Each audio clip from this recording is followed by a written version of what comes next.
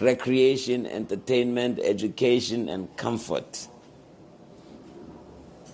And until African leaders can get into that kind of thought, we'll always be in the miserable condition we are in, and most of our leaders will always be for sale.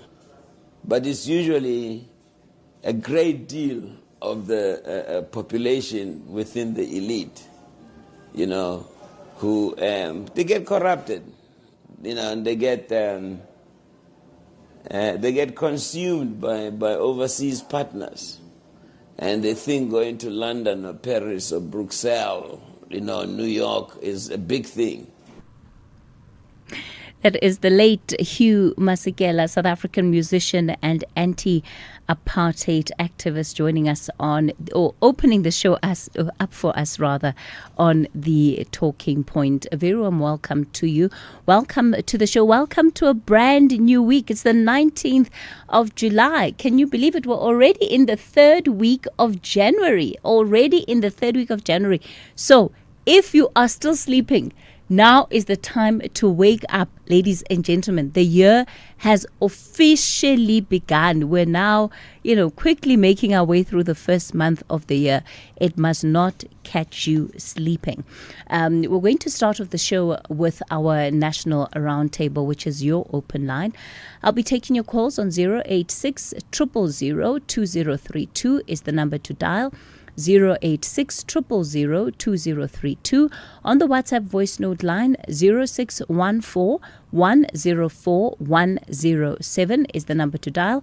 0614 104 107. And that's where you can send your WhatsApp voice notes and your WhatsApp text messages as we get into our open line. Remember, this is your national roundtable, so you're invited to raise any matter of national interest that you want to bring to the attention of the rest of the country, or that you would simply want others to weigh in on. Okay, so it's a big week for the economic world. The World Economic Forum takes place this week in Davos, alongside the theme, a spirit of dialogue.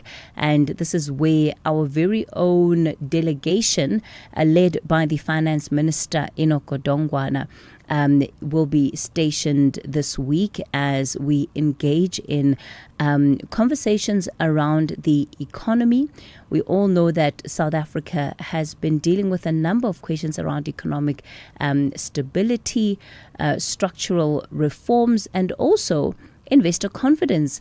Fortunately, we are in a much better state going into Davos this year than we were last year, right? Because our credit ratings have improved. We are off the grey list, and this is in and of itself, I think, is quite empowering for the South African delegation. So we'll be taking a look at what exactly we are planning on getting out of the World Economic Forum. The thing with some of these gatherings is that there is so much happening, and there are so many countries that each country is approaching the meeting with set objectives. So if you're not clear about what you want to get out, it could quickly become just a trip that people took but does not have any real impact. So ours is to try and understand, what is it that we should be aiming to get out of the World Economic Forum. And absolutely, we can ask the question, well, what actually becomes the purposes of these gatherings? Outside of being gatherings, and it's funny that we opened with a clip of the late Hugh Masekela, because they can quickly become gatherings of the elite and seen as such, and people participate, well, because it's better for it to be recorded as you being there than you not being there. But what is the actual value that countries derive from gatherings of this nature, and how do you weigh or even evaluate that value? How do you measure the impact of a country presence at a forum like the WEF? So we'll have that conversation in the second hour of the show. And in the final hour of the show, we'll be reflecting on the Ugandan elections, right? And the aftermath of those particular elections.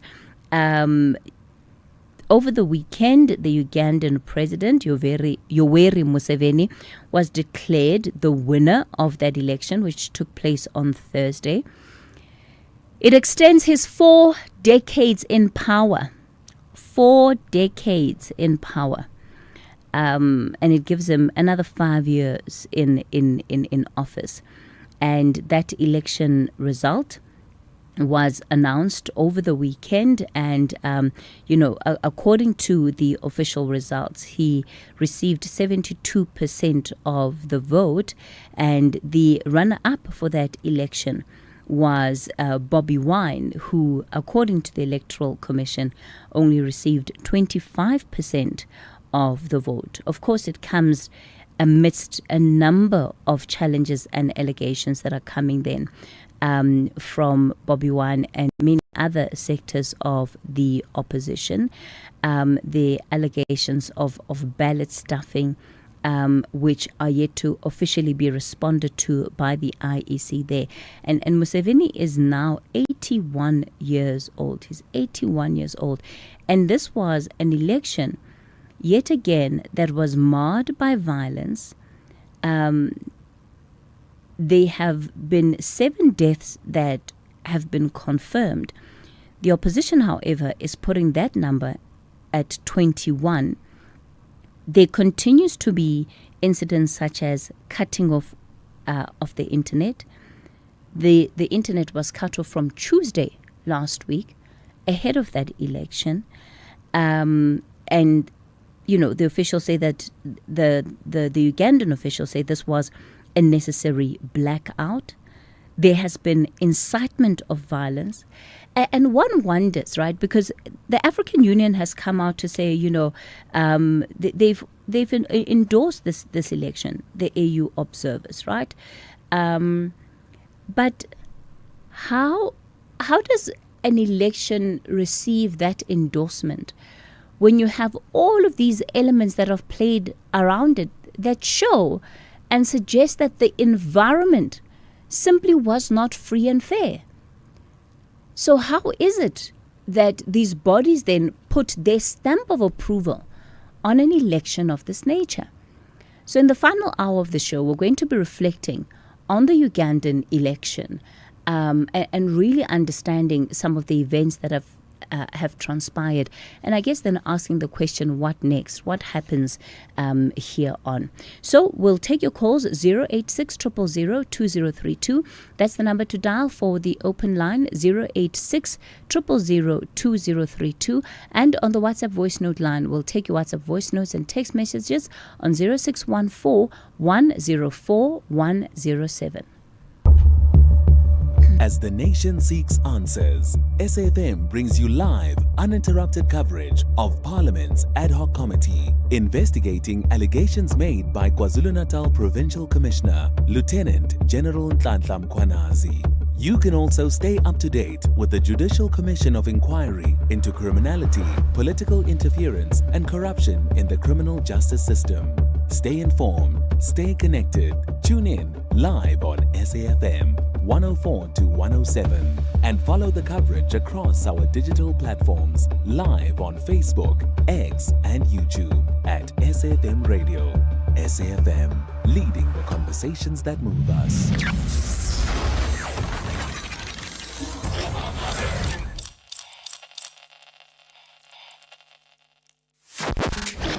As we celebrate 90 years of existence, SAFM takes you back to the voices that shaped a nation. Xolani Gwala will be back again for you 6 to 9 Monday here on SAFM. And thanks, Xolani. Good morning and welcome to Morning Talk with me, Sikim Gabadeli. The name is Bongi Kwala. Good to be with you till midday today. Let's engage South Africa. Welcome to Morning Talk on SAFM, South Africa's news and information leader, with me, Rowena Bird. 90 years of trusted voices. This is SAFM.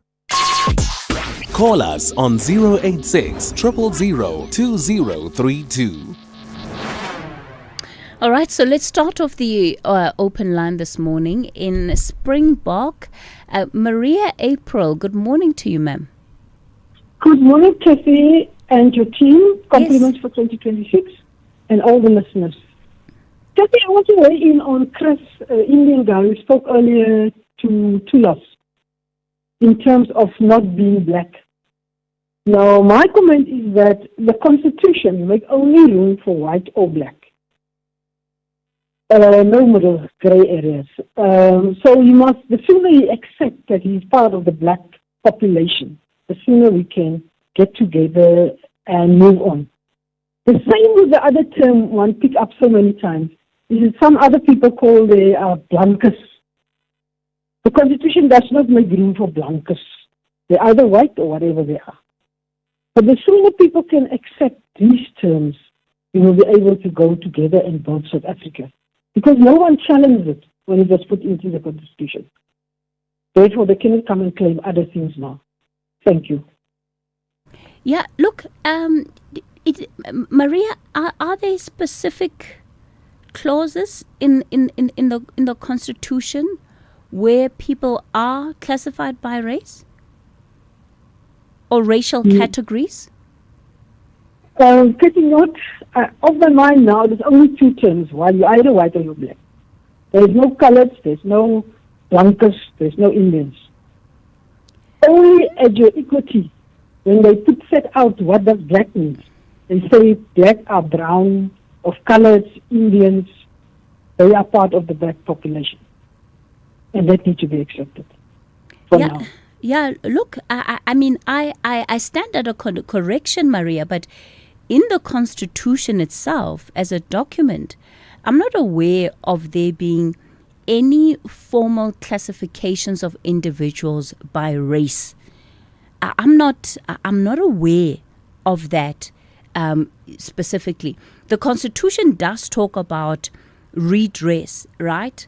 And it talks about formerly oppressed people, and it talks about equality, but it doesn't talk about black and white, as far as I know and have understood. Where racial classification comes in is often in legislation and in policy. No? You are so correct, Cathy. It strikes me now. It's legislation that's separate out. Like I said, in the Equity Act, they classify. Yes. Yeah. So, my apology, but you are so correct. But even that legislation was not challenged. So then, for now, we need to live with black or white. And black called colored as well as Indians. There's not a separate clause for Indians as far as I know. So this guy was very thinking about being not black. But for now, he's classified as black. I understand what you mean, especially in the context of broad-based economic empowerment, hey? Yes, correct. Yes. And that's really one of the conversations I believe we shouldn't leave lying by the wayside. Because if we come to understand who has benefited from black economic empowerment, broad-based economic empowerment, under the classification of black, has it really empowered those that were intended to be empowered? No, Cathy, definitely not. Yeah. And we need to be honest about that conversation, because if we're not able to deal with it head on, then we actually can't address the challenges that we are seeing in our society around this empowerment, because there are racial groups that are classified as black and they equally get to benefit, right? But does it speak to the intention of what that law was supposed to do? Well, that do you think we need to analyze further or accept it for what it is and then hold hands and move on and not see? No, but Maria, where there are issues systemically and policy-wise, we can't just accept. If something is not working, it's not working. Yeah, but it's not being challenged. But that's why I'm saying that people can't just accept it. Then even if it's 20 years too late, rather late than never, no? It can still be challenging, but no, as far as I know, and I try to read a lot, I didn't see any way where it's been challenged. Yeah. People mention it in the Yeah. bypass, but not being challenged in terms of legislation. I hear you So- clearly, Maria. Okay, thanks for that contribution. And I think Maria's right. And, we often have this conversation around classifications, and you will have people who very clearly state, especially when we're looking at matters that relate to the Khoi and San, and they'll come out clearly and say, we don't identify as colored, but we also feel that our ethnicity is not given opportunity for expression, even in the way in which these classifications have been set out.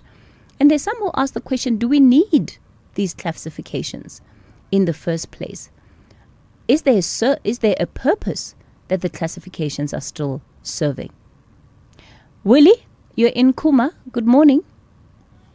Yes, good morning, Cathy. Look, Cathy, man, I'm just responding to Tula's program where he invited the Deputy Minister of Agriculture, whereby they were discussing the issue of foot and mouth attacking the cattle. So you see, the township stock farmers are struggling actually. I want this to be taken to the Minister of Agriculture. They don't have enough grazing space. So therefore, cattle are just grazing around the streets in the township, and then they become the victims of grazing, if you like, or eating pampers and plastic. So therefore, they are going to get sick at the end of the day, and then who is going to buy these cattle? You see. So we wish that maybe that this complaint could be taken up with the Minister of Agriculture. Willie, I often wonder if we are putting in place the right monitoring mechanisms, especially when it comes to a disease like foot and mouth, because whenever we have a round of this disease hit the country, we lose so much cattle. Farmers become so severely impacted, and one doesn't get the sense that we are building effective monitoring and even trigger mechanisms into the reporting, right? Because we seem to always get it after the fact. If you look at how hardly hit KZN has been, and the amount of cattle that is being lost, the amount of monies that small-scale farmers are losing, it shouldn't still be that way, because it's not the first time that we are experiencing these diseases. Yeah. What do you think is not changing, Willie? Why are we always repeating the cycles? It's a matter of exposure and our head offices or our officials on top there. How do we report that, and then how do they take our complaints from the ground here? The ones whom we are sending over there to say, this is the problem that we're experiencing. Now react quickly on that, and then so that communication line then breaking down from time to time. Yeah. The cost of that is very high. All right, Willie out in Kuma. Thanks for that. And I think Willie's right. You have to have better reporting systems so that we're able to pick things up as they are happening. It just takes too long. I mean, even for it to get to the point where farmers have to call for vaccines to be released timeously, that they are able to access them timeously, that in and of itself shows that there's something in the system that is not working the way that it should. Muzi, you're in eThekwini. Good morning. Good morning, Cathy. Yes, sir. Yeah. I phoned last week complaining about the SABC that on the general health statement they did not mention the name of Jacob Zuma when they were writing the name of the presidents from 1912 since to date. You are going to come back on air and we are going to investigate and come back on air and say what was or what happened there in SABC News. But maybe you did. I don't listen to the radio every day. No, Muzi, just to answer your question, we have escalated the issue, right? So as soon as there's a response, we will be able to give it to you on air. I think it takes time because they have to go through the entire footage of that day, and somebody has to literally watch it minute for minute. So we will give you an update as soon as it's ready, okay? Thank you. But today, I phoned about there was a conference for Umkhonto we military veterans under the ANC banner, where former President Thabo Mbeki was speaking. And he is claiming that, he is claiming that the people who have formed or who are members of Umkhonto we are the people who always have been a counter-revolutionary in South Africa.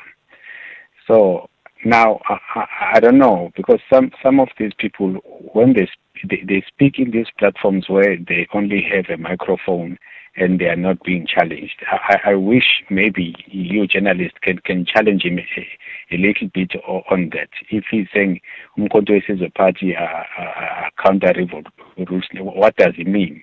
Because he's not saying anything. According to him, there's nothing wrong that ANC has done since the last 30 years.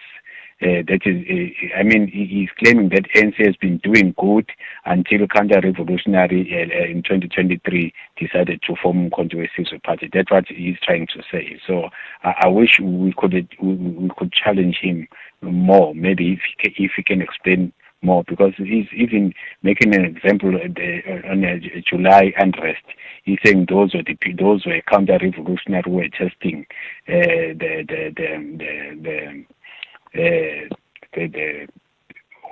the security of our country, which they've done it successfully. But what you've seen in July is something that you've seen in 1993 when what is this gentleman that was killed in 2003? What is his name? I'm just forgetting his name. I just remember his name. But what I'm saying is that everything that happened now in July July unrest, we've seen it in 1993.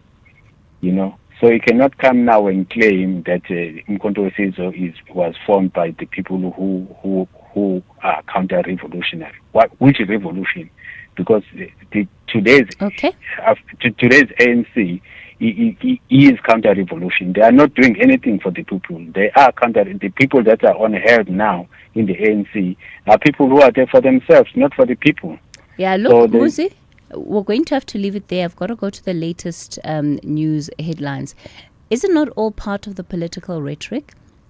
Because whenever you have different groupings, factions, they're both pointing fingers at the other for being counter-revolutionaries. Let's take the latest headlines. Good morning, I'm Anne Musa. In the headlines, Action SA and the Democratic Alliance are calling for an urgent investigation into reports that senior SANDF officials defied President Cyril Ramaphosa's orders during naval drills in Simonstown. The president had reportedly instructed that Iran be excluded from the exercises, but Iranian warships reportedly took part. The search for two boys who drowned in a river outside of Palabora and Limpopo is continuing this morning. The search was abandoned last night. And the case of a man arrested in connection with the murder of two young women in Mamelodi east of Pretoria is expected to resume today at the Mamelodi Magistrates Court. The women were fatally shot after a night out in October last year. I'll have details on these and other stories at 10. Let's have the conversation. WhatsApp voice notes on 0614 104 107.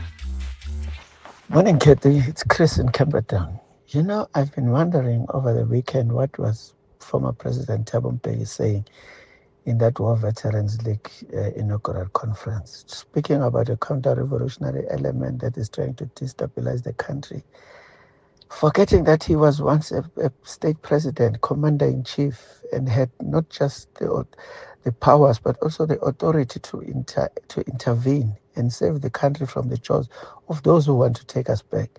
Was that an admission of failure on the part of the ANC? I was more disturbed when people just gave him an applause rather than questioning him. What have you done? Those are questions that we need. We really need to interrogate his intervention, and check if this is true. Morning, Cathy. Morning, Andy from Cape Town. Listen here, Cathy. Congratulations to Senegal for winning the Africa Cup of Nations. I was very happy. I slept very late last night. Credit to Senegal. They played as a team, despite all these shenanigans which was happening. And this tournament is an embarrassment for the African football, because if you check the quarterfinals, Katie, to the finals, the officiating was so bad. Credit to the South African referee who did very well this year at the AFCON. But other than that, the other referees, they were so disappointing. But I'm so happy that the best team won, because this tournament was meant for Morocco to win it. I could see all this nonsense which was happening. But credit to Senegal, I was very happy. I'm just tired, but thank God the best team won, and I was very happy. I didn't want Morocco to win. Thank you, Cathy. Andy from Cape Town.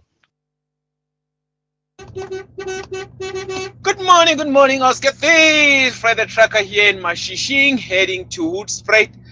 Oscar, like Brian, you were saying, they will go to these trips, these people going to London and Davos and whatever.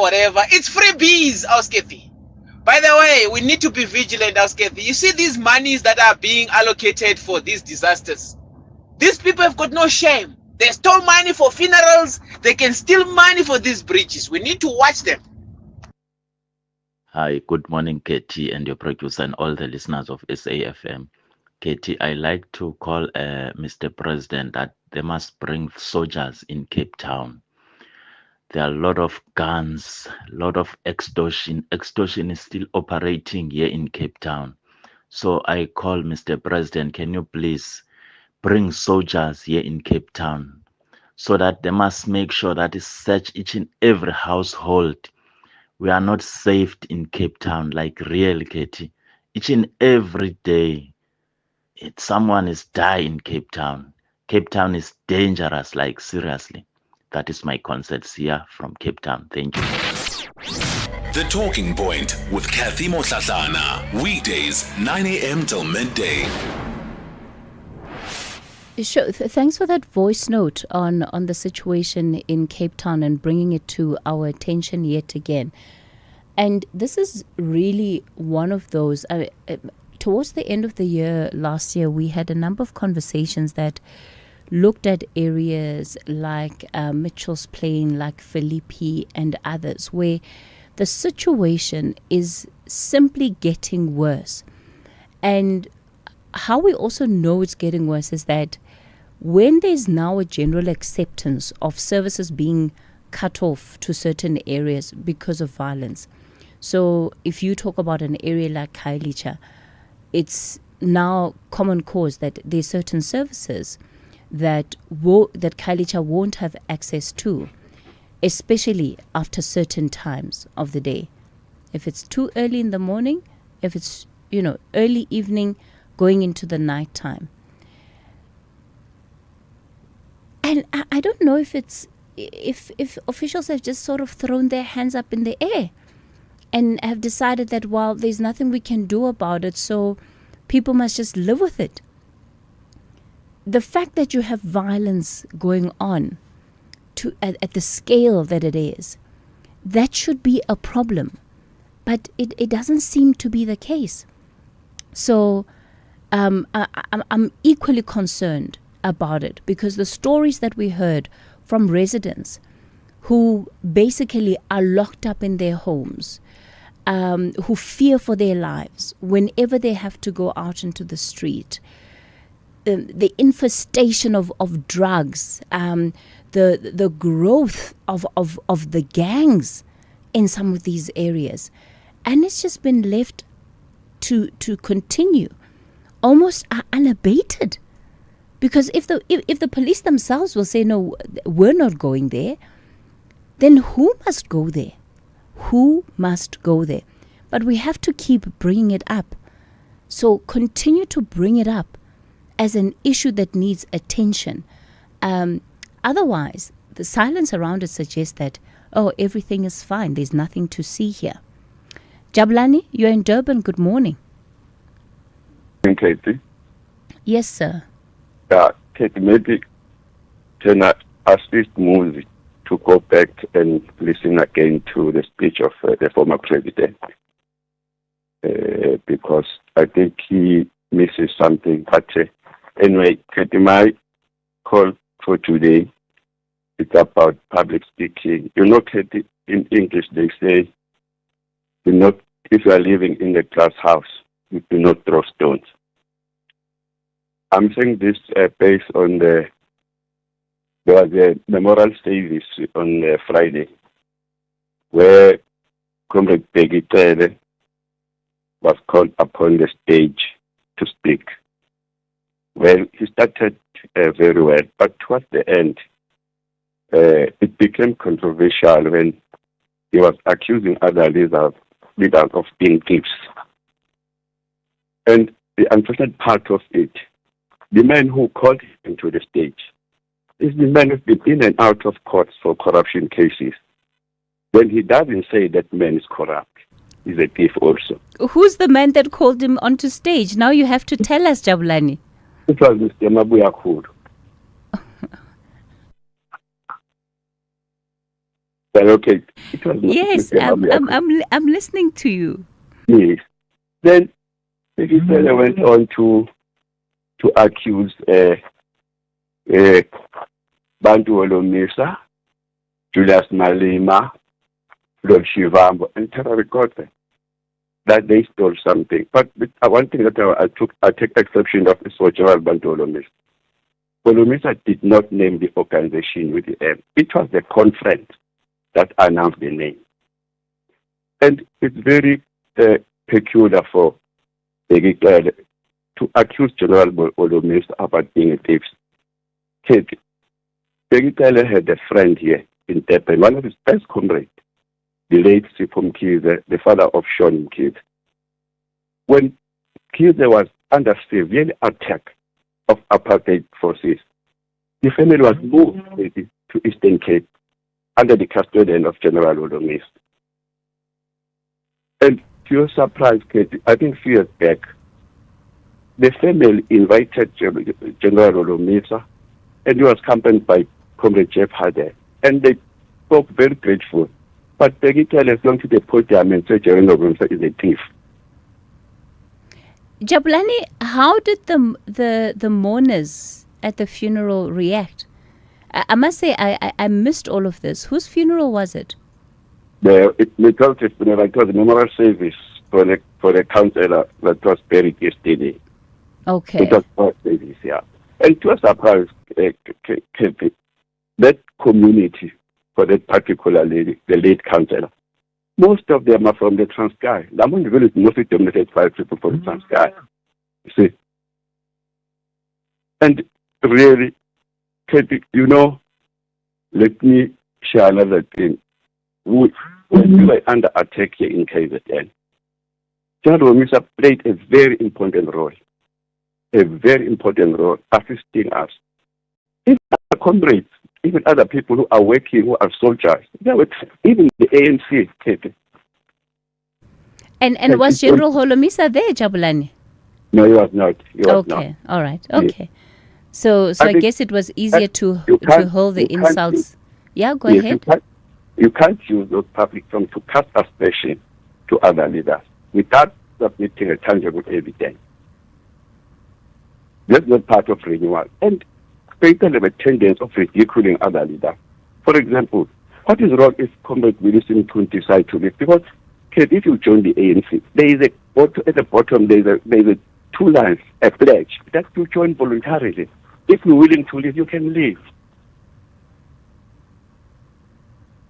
Yeah, look, you know, Jabulani, these matters, particularly at a political level, can be very unsavory.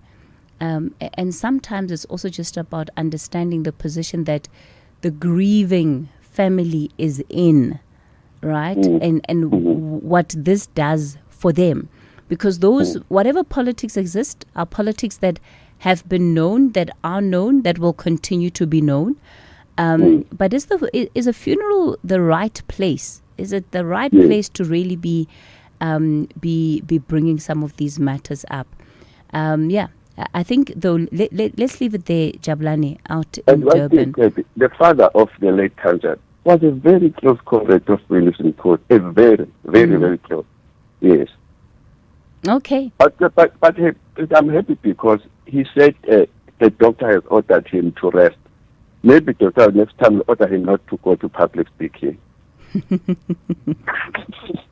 Thank you, sir.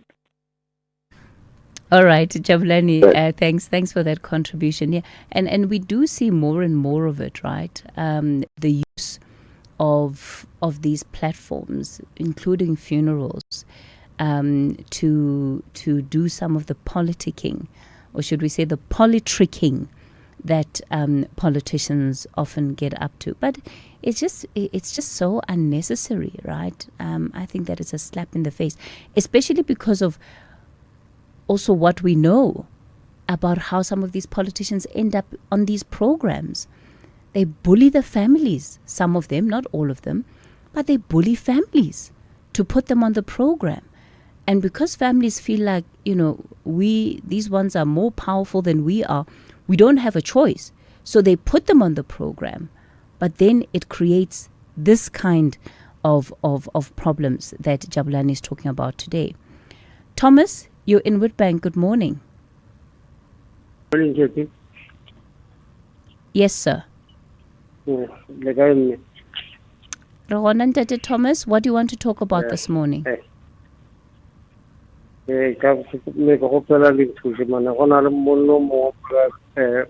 Elias and Ephraim Mutually security. Salary November and Anya go party. And you are many of the good some among Sinama in Shio, out. Okay, so Dada Thomas, killing security guard. Okay. Le security guard. Le number and can I wait and are reaching our reception everything.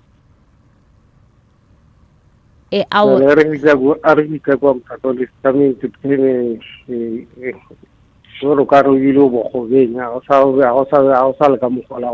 Caro mara ntho ke botsisang ke gore o le nyakile a re go na le mmereko wa bo security guard na le thomile o berekaneng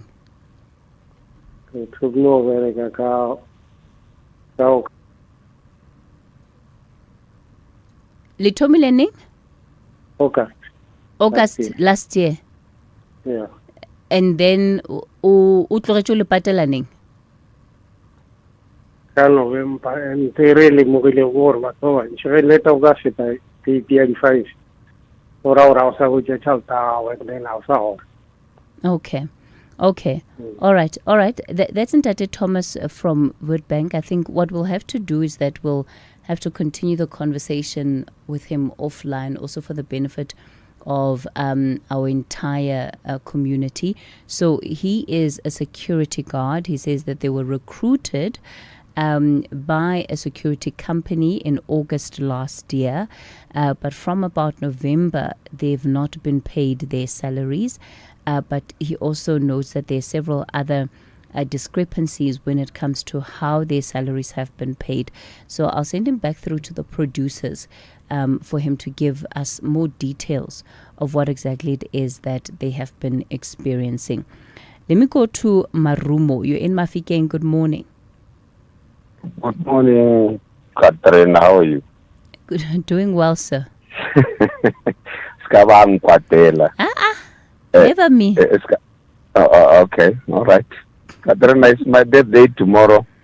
I thought Kauro Wanahara Kadiwa, I should ask Manzale.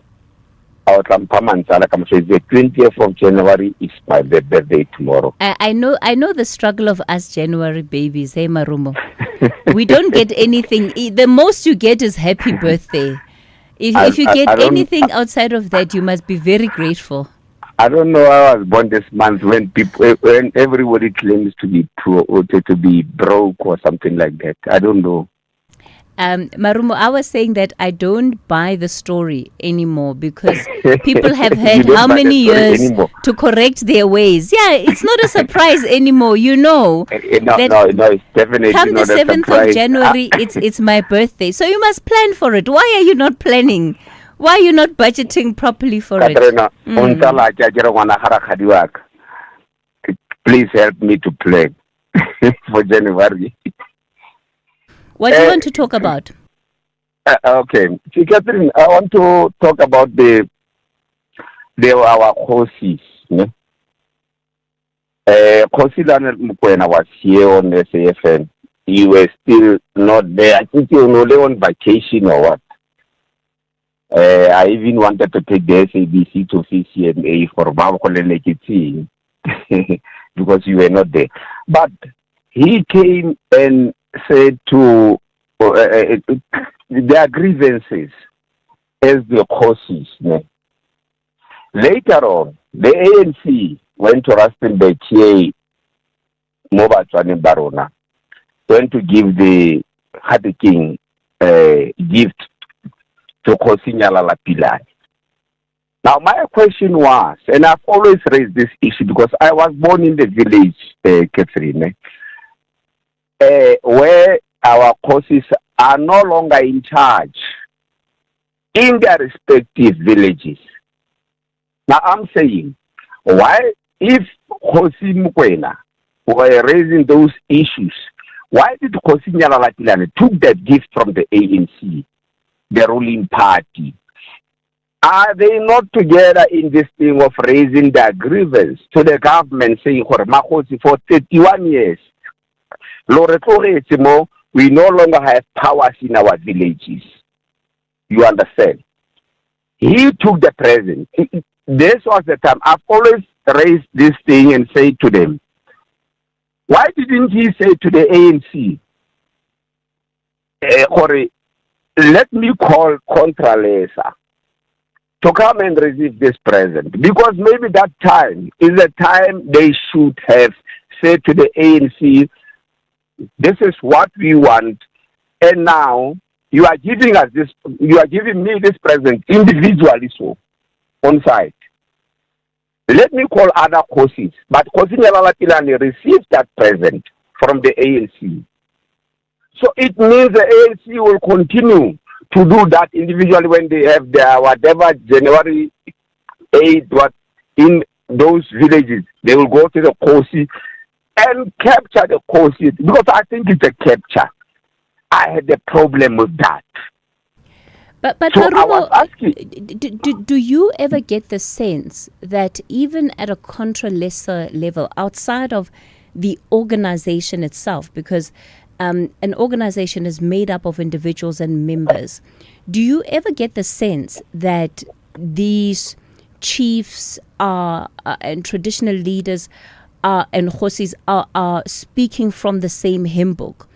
Or do they all use the umbrella of Contra-Lesser as and when it's convenient, but ultimately on the ground, everybody's watching out for what their individual interests are, and so they sort of move and shift as it relates to their interests and not necessarily to what is seen as the common good?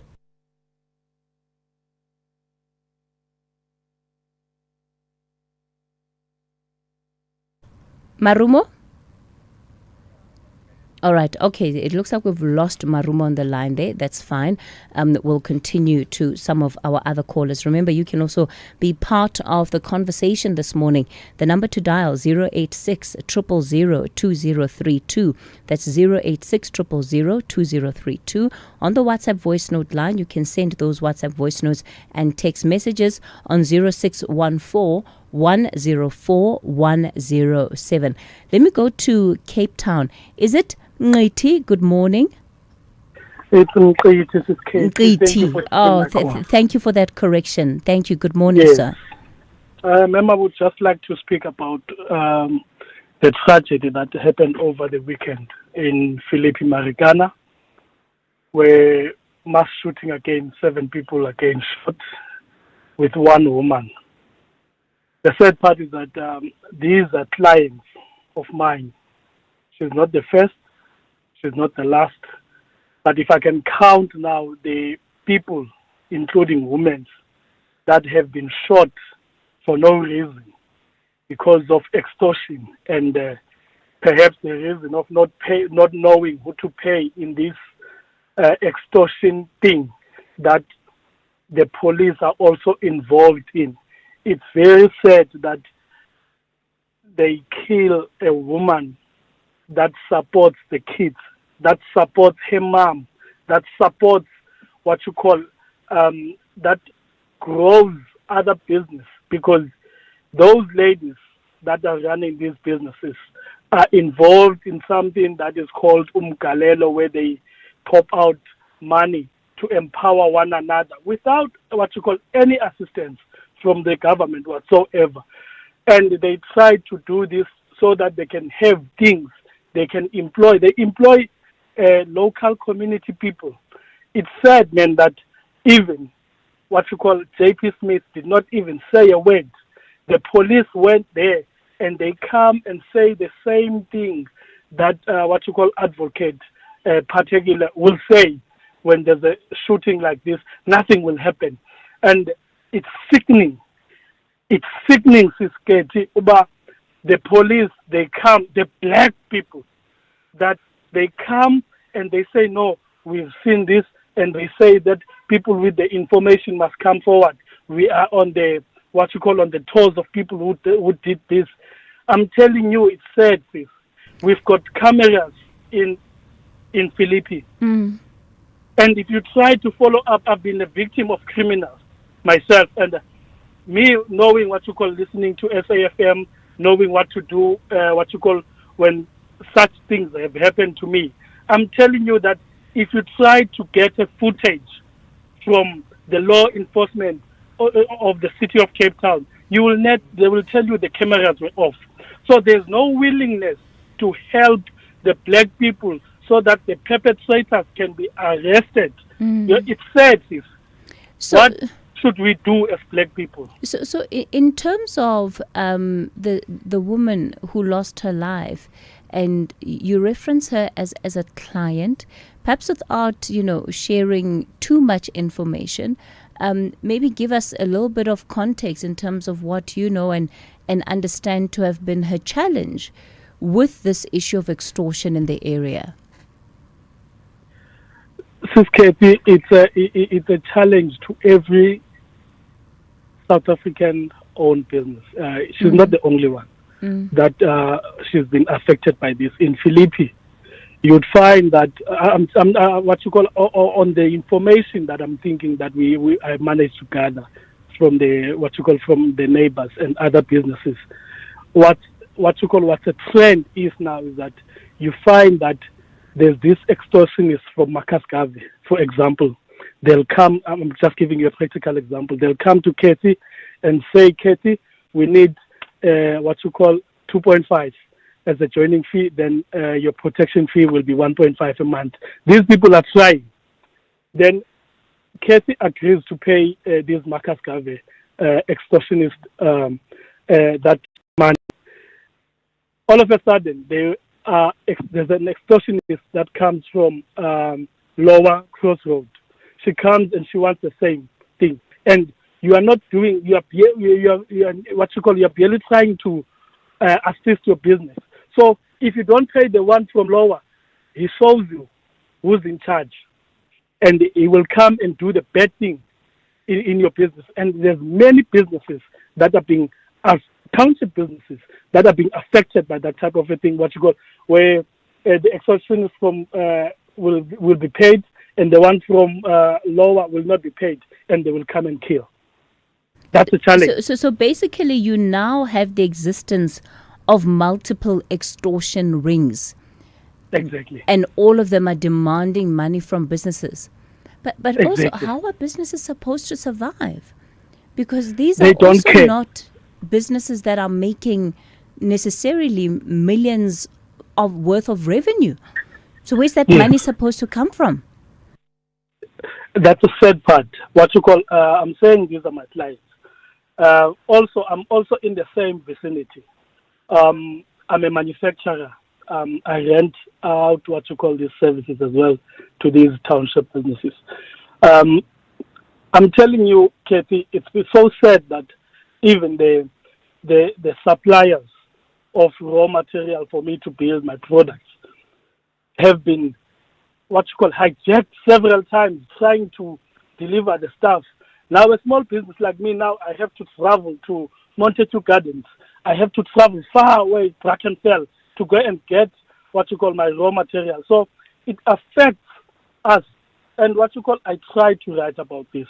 And we've got the solutions. And you'll write to JP. They will impose what you're not saying. And they will say, let's do it like this. And what they will do, they say, do these patrollers, or like remember in the old good days we used to have Amapoha Matamaka. They will say, do that thing. That thing is more dangerous. People have died doing that. And there's more technology now that is coming up. How can we as community, be part of identifying perpetrators, man, through those latest technology? Because the security, private security, have introduced that type of civilian cameras. The police are still doing it the old way, man.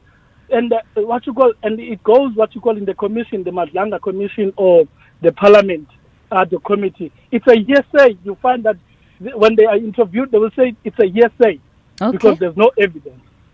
Sure, yeah. Thanks for raising that. So many different aspects that you have added to this conversation. It is really one of those conversations that I think we will need to be intentional in terms of how we address it and keeping it in the mind of the nation as we have these conversations. For now, we're going to leave it there with the open line. It is 10 o'clock, time for the latest news update.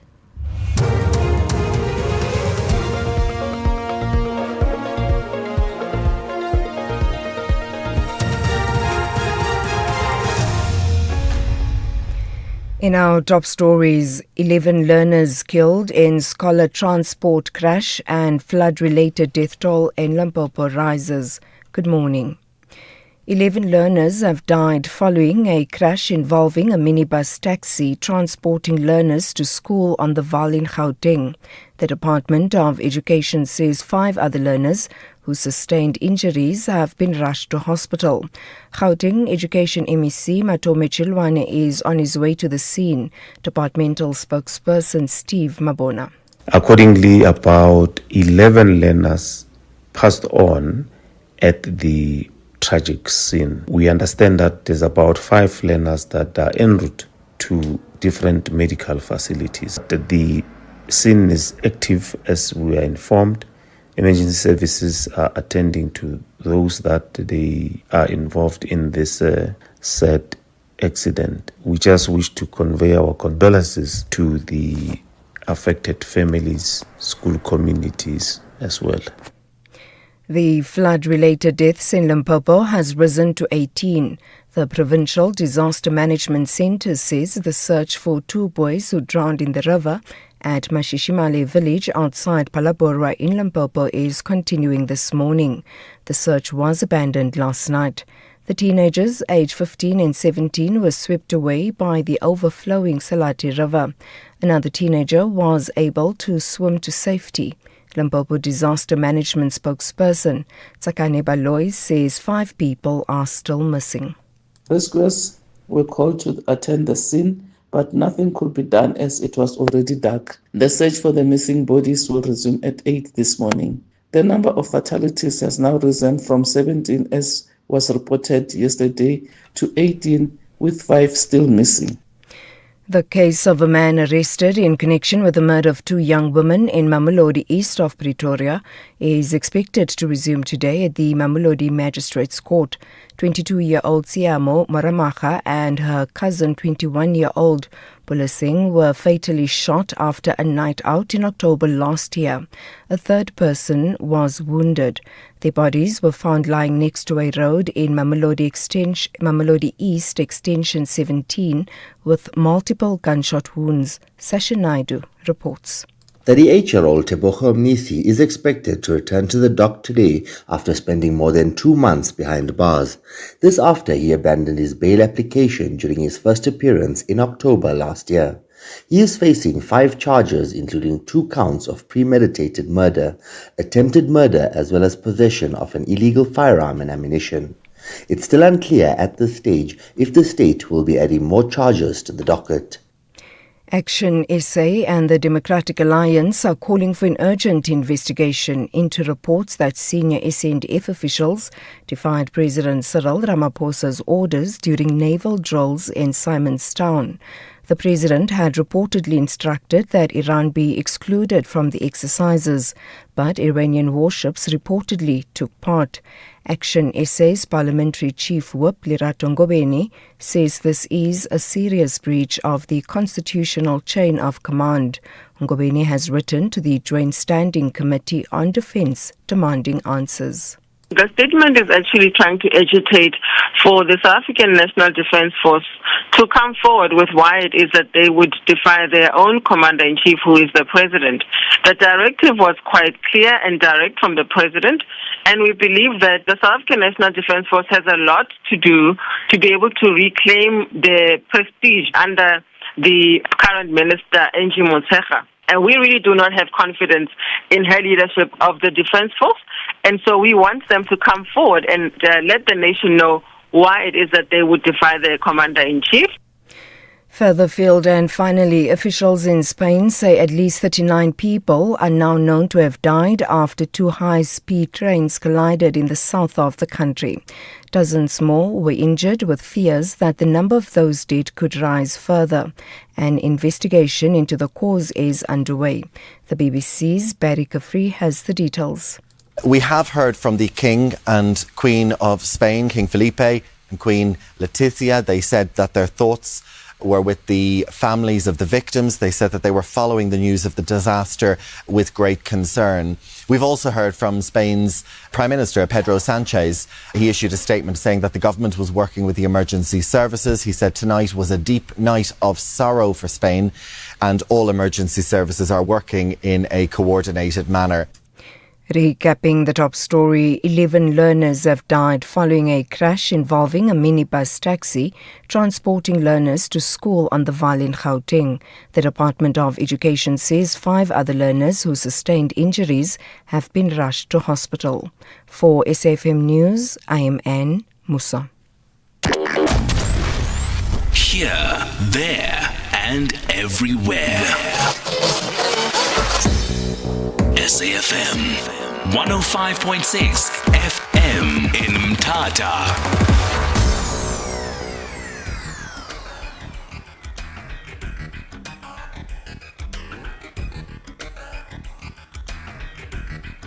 The Talking Point with Cathy Mohlahlana. Weekdays 9 a.m. till midday.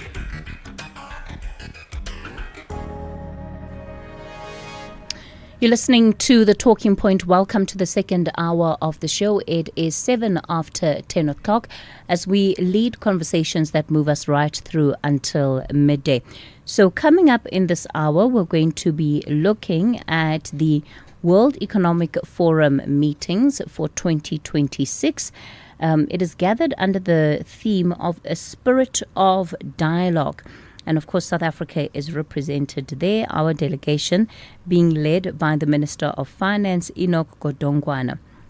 The big question, though, how do we ensure that this our participation at this particular meeting results in tangibles for the country, right? What are we looking to get out of it that will move South Africa forward? Is it good enough just for us to say that we were there, we were pictured, we were counted amongst those that were there? And if that's not good enough, what is it specifically that we need to be pursuing as a country? And I would even add strategically that we need to be pursuing to ensure that this session or this meeting is not just another one of the things that we've done, that we were there and we took pictures, but that's about where it ends. So we'll have that conversation shortly. Before we do, let's take some of your WhatsApp voice notes from the open line. Good morning, Sis Cathy and SAF listeners. Sis Cathy, what happened in Uganda, it's a joke. It's a disgrace. And I'm surprised that African Union, they were so quick to issue that particular statement to congratulate and support that shenanigan that took place in that particular country. I think we need to agree that there's only country in the continent that should run election, and that is South Africa. I mean, you cannot say elections that were free and fair when the opposition were not given an opportunity to campaign. The internet is shut down, the military, they're everywhere, they intimidate the electorate. And then you have the audacity as the AU to come and say, no, elections were free and fair. I think that opposition now must go and invite Donald Trump to come and assist them. That's where now the Donald Trump need to come in and assist. Jimmy Bogopa from Khobokwan. Good morning, Osketi. This is Sipumlachi the tracker. I'm scared about this situation of Cape Town and gun violence because now, last year I lost my friend there. He was doing deliveries in his first week being employed.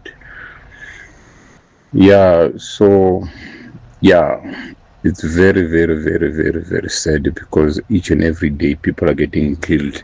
And I'm scared because my son, he wants to go to University of Cape Town next year. I even tried all means to convince him, but he said no, he wants to go there. I'm scared, really. This issue of Cape Town and gun violence, it has to be addressed well, really. Thank you. Good morning, Cathy. Cathy, there's a problem here, man. I don't know if you can get hold of the State Department of Health and on our behalf as citizens of a small town called Friede.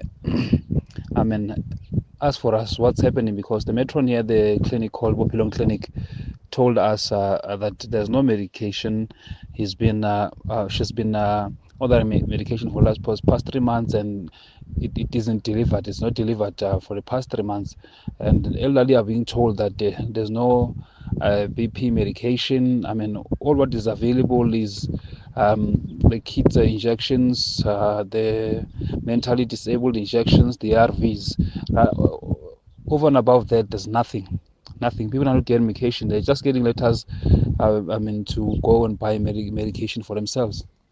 So can you please help us and help the elderly in Friede to find out what's going on, what's happening, why is the medication not delivered? Thank you. Cathy, I think the president of this country is too weak. Because if he gives the order that the SNDF must not partake in a particular thing, and then somebody decide that the SNDF must partake in that, it shows that the president has got no say. I think it's too weak, this guy, this president, that even those who are supposed to report to him, they're not listening to him.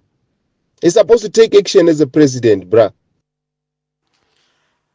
Cathy, I think the gentleman who's talking about Becky not having tried hard to pull the ANC out of the jaws of those who were counter-revolutionary by the time he was still a president. I think this gentleman is the same gentleman you spoke to telephonically. I mean, it's not true. Mbeki tried to fire Jacob Zuma because he could see that Jacob Zuma was not a good president and he was corrupt to the core. And Mandela supported him. But it's the same ANC that brought Zuma back inside the ANC. And that's where the corruption started to explode. I know Mbeki did a lot of wrong things. He's not perfect himself. Like the ANC is rotten, as you know. But it's not true that he didn't try. Matiba, thank you. SAFM values your views. Be an active citizen. As we celebrate 90 years of existence, SAFM takes you back to the voices that shaped a nation. Berea, the home of the four bespectacled Tisson brothers, all of whom work or have worked on the English service, particularly Audio Mix and Radio Today. Watch how the night proceeds towards dawn. And I need a lot of consoling when I started the early program. People couldn't believe that John O'Donnell and B. Reid were chosen for the early morning program, because if ever two announcers used to want to swap a morning shift for an afternoon shift, John and I would do it. 90 years of trusted voices. This is SAFM.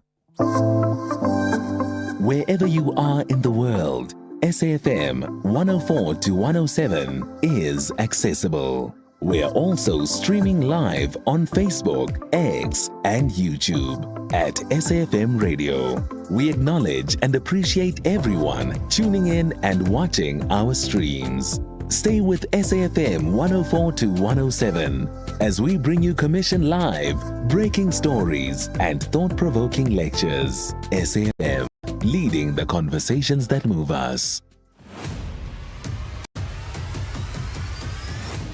Cathy Mohlahlana is streaming live now on Facebook, YouTube, and X at SAFM Radio.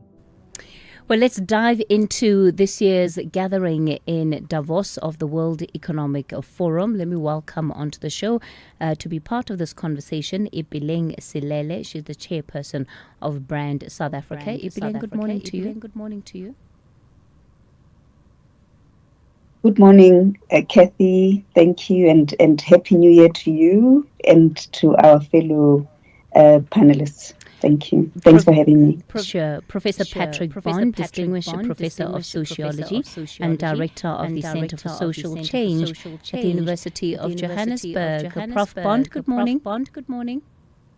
Warmest greetings, Cathy. It's same to Ipileng and Solly and all of the listeners. Good to be with you. I must say, I have a sense of trepidation as I welcome or introduce our next guest.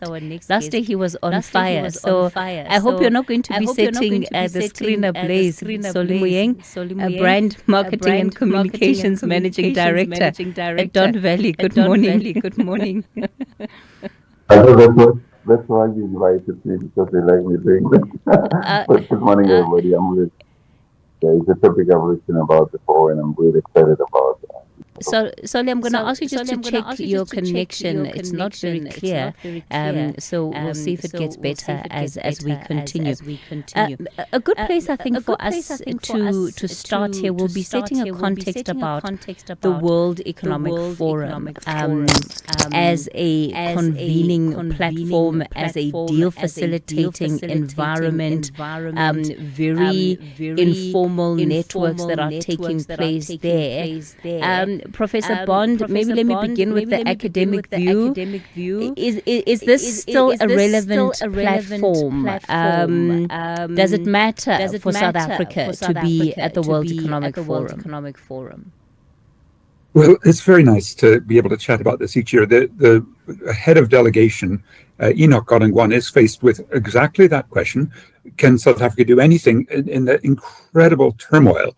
In fact, Europe split away from the United States over the threat Donald Trump is making to invade Greenland, his kidnapping of Nicolas Maduro, the threats he's made to Cuba, to Colombia, even to Mexico, to Panama. And then you've got Iran and the turmoil there. Turns out about 5,000 Iranians killed, mostly by the mullahs, by the regime. And then you've got the Gaza genocide continuing.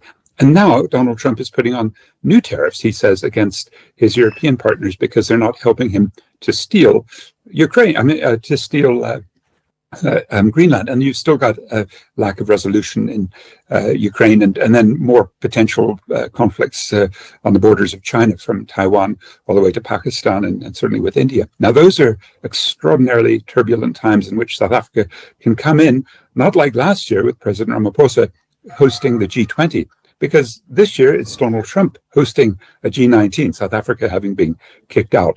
And that means I think there's a lot of potential sympathy, but only if it's not necessarily Godongwana, but somebody else takes up the mantle of playing a much more militant role.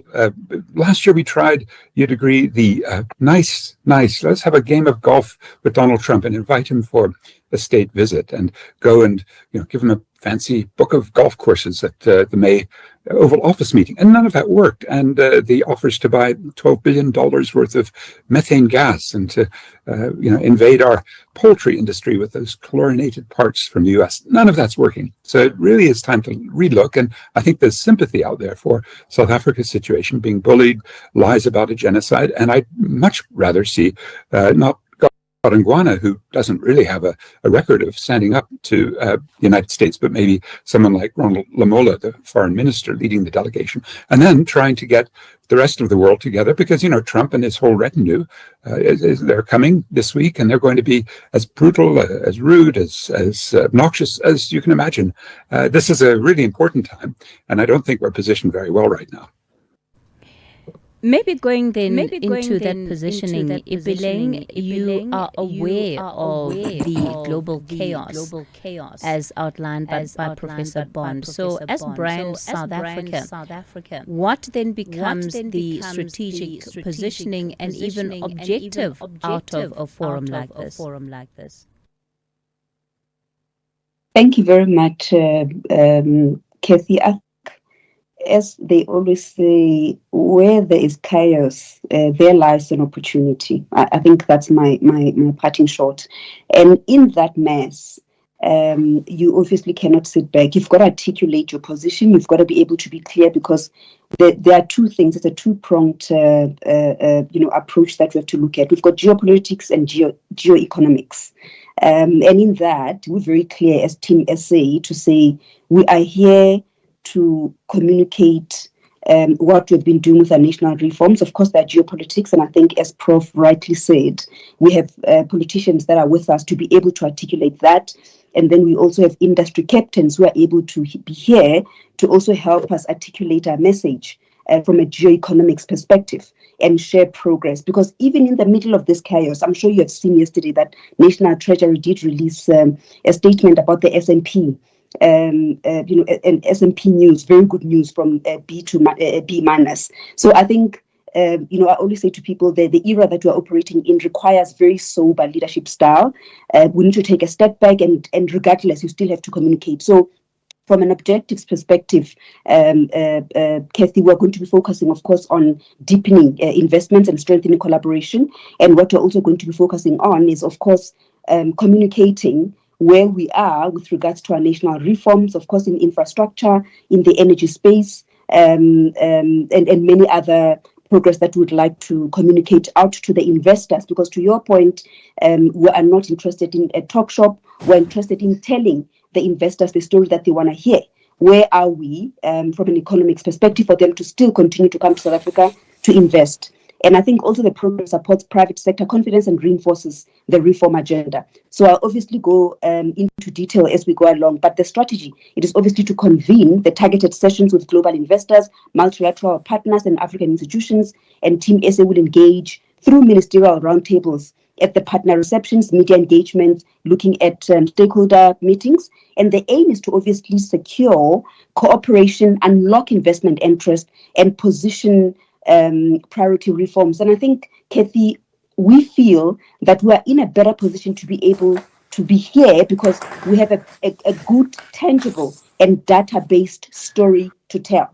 And we have examples. We are here to tell you where we were with Transnet, where we are today. and tangible results that they have been doing at Transnet. We are here to tell you where ESCOM was and where ESCOM is today in terms of progress. We are here to tell the world where we were with many other national reforms and tangibly where we are today and therefore where we are going. So I think for us, we are very, very aligned, very clear, and of course led by Minister Godongwani and our very sober Minister of International Relations. As you've noticed, his style, as I said, sober in terms of how you articulate and your message comes across.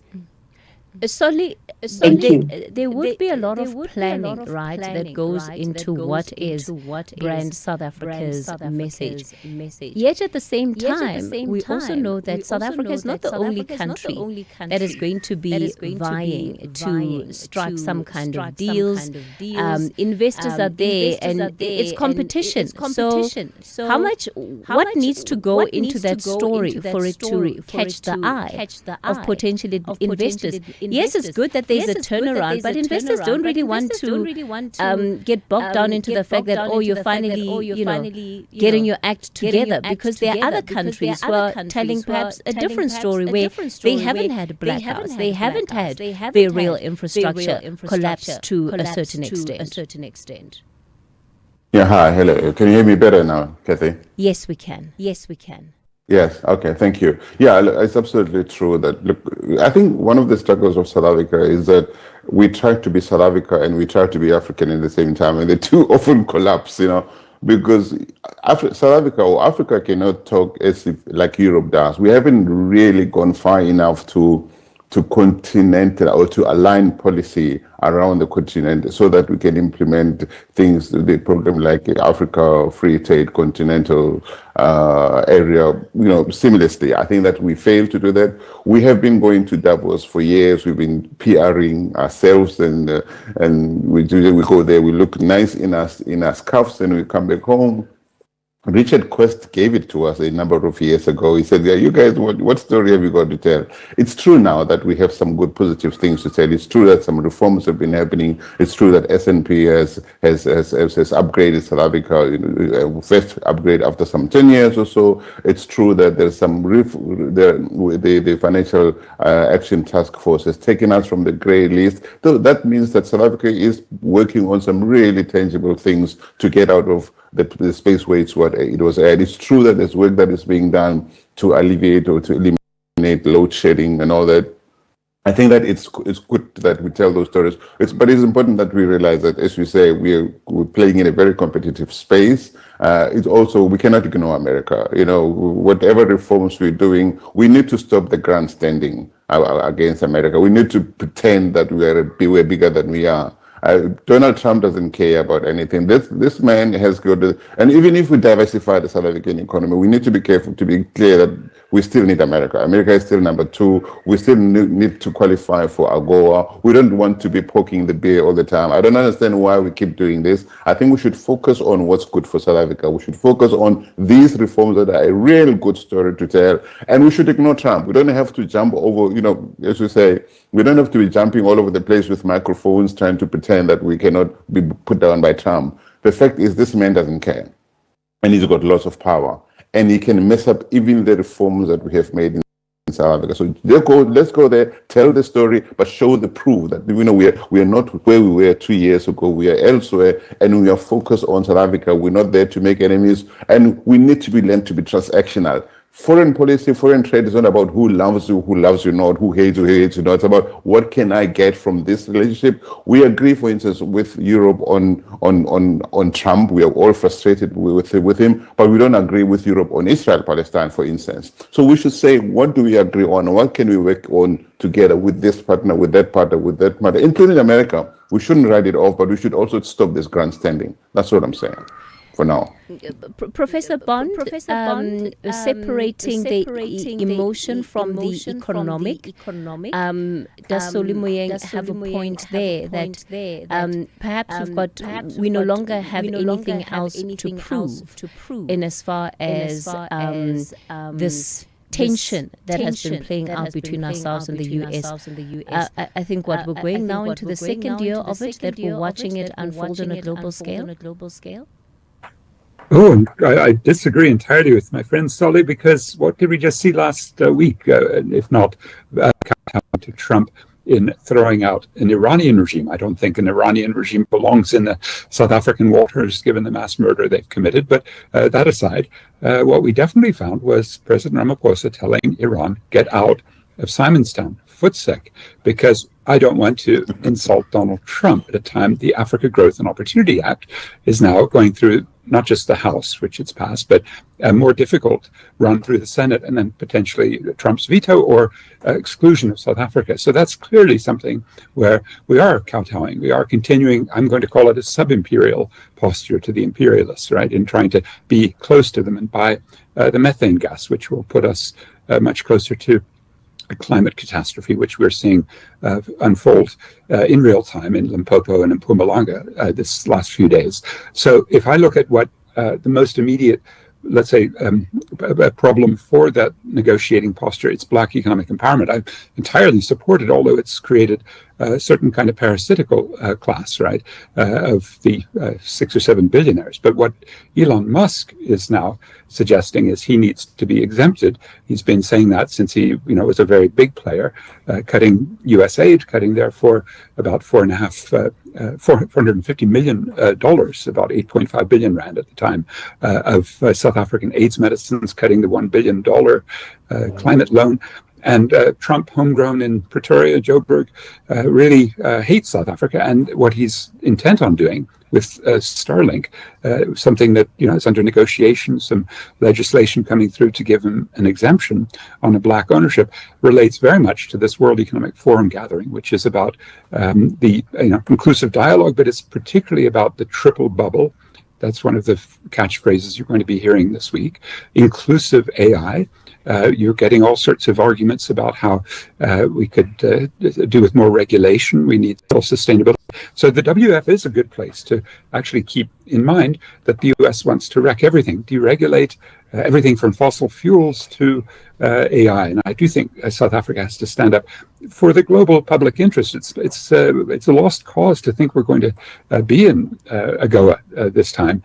And in any case, by losing some of the electricity supply that goes to the steel and aluminium, as well as to the auto sector, especially Mercedes, the main beneficiary of AGOA.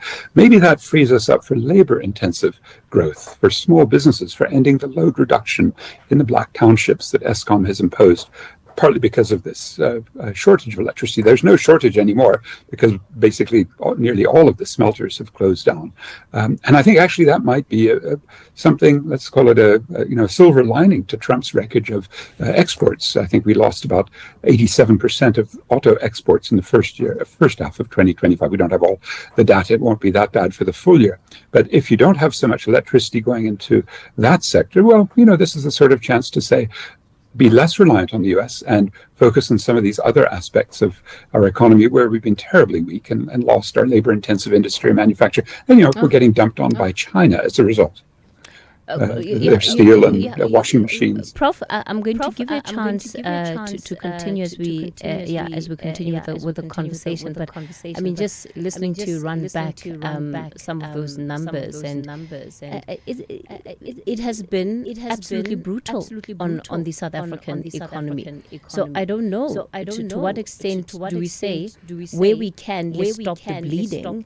What do we need to do to stop the bleeding, or is the position one that says, look, we're already cut, we're already bleeding. Nothing we do reduces our pain or lessens our pain. So we've already taken the worst. Let's just continue on a path that we believe still redeems our dignity, I guess, on some level. We'll continue this conversation shortly. I have to go to the news desk. I'll give our guests an opportunity to weigh. Thank you, Cathy. On the news headlines on SAFM, I am Ondela Mbana, and a very good morning. 11 learners have died following a crash involving a minibus taxi transporting learners to school on the Vaal in Gauteng. The flood-related deaths in Limpopo has risen to 18. The Provincial Disaster Management Centre says the search for 2 boys who drowned in the river at Mashishimale village outside Palabura in Limpopo is continuing this morning. And a search operation is getting underway in the Pakistani city of Karachi for 60 people believed to be missing following a fire at a popular shopping mall. A full update follows at the top of the hour. Taking a look at your markets this morning, the rand is currently trading at 16 rand 46 to the dollar, 22 rand 02 to the pound, and 19 rand 14 to the euro. Markets in Asia were mainly lower at the closing bell. The JSE mixed during mid-morning trade. Markets in Europe have extended losses. Gold is trading at $4,664. Platinum, $2,345 per ounce. The price of Brent crude oil is at $63.08 a barrel. Do great solutions start with good conversation? SAFM, leading the conversations that move us. The Talking Point with Cathy Mohlahlana. Weekdays, 9 a.m. till midday. All right, we continue the conversation on the Talking Point. We're looking at the World Economic Forum, which takes place this week. South Africa present at that particular convening platform, led by the Finance Minister, Enoch Godongwana. President Ramaphosa will not be attending this year's Davos. He's scheduled or he's listed some scheduling priorities that are conflicting, and so he will not be going to Switzerland for the meeting this year. I will be taking your contributions to this conversation a little later. The number to dial 086 000 2032. That's 086 000 2032. On the WhatsApp voice note line 0614 104 107. Joining us for the conversation is Ipileng Silele, who is the chairperson of Brand South Africa, Professor Patrick Bond, Distinguished Professor of Sociology and Director of the Center for Social Change at the University of Johannesburg, and we also have Solimuyeng, Brand Marketing and Communications Managing Director at Don Valley. Prof. Bond, maybe let me just come to you before I give Soli an opportunity to respond to what you were saying.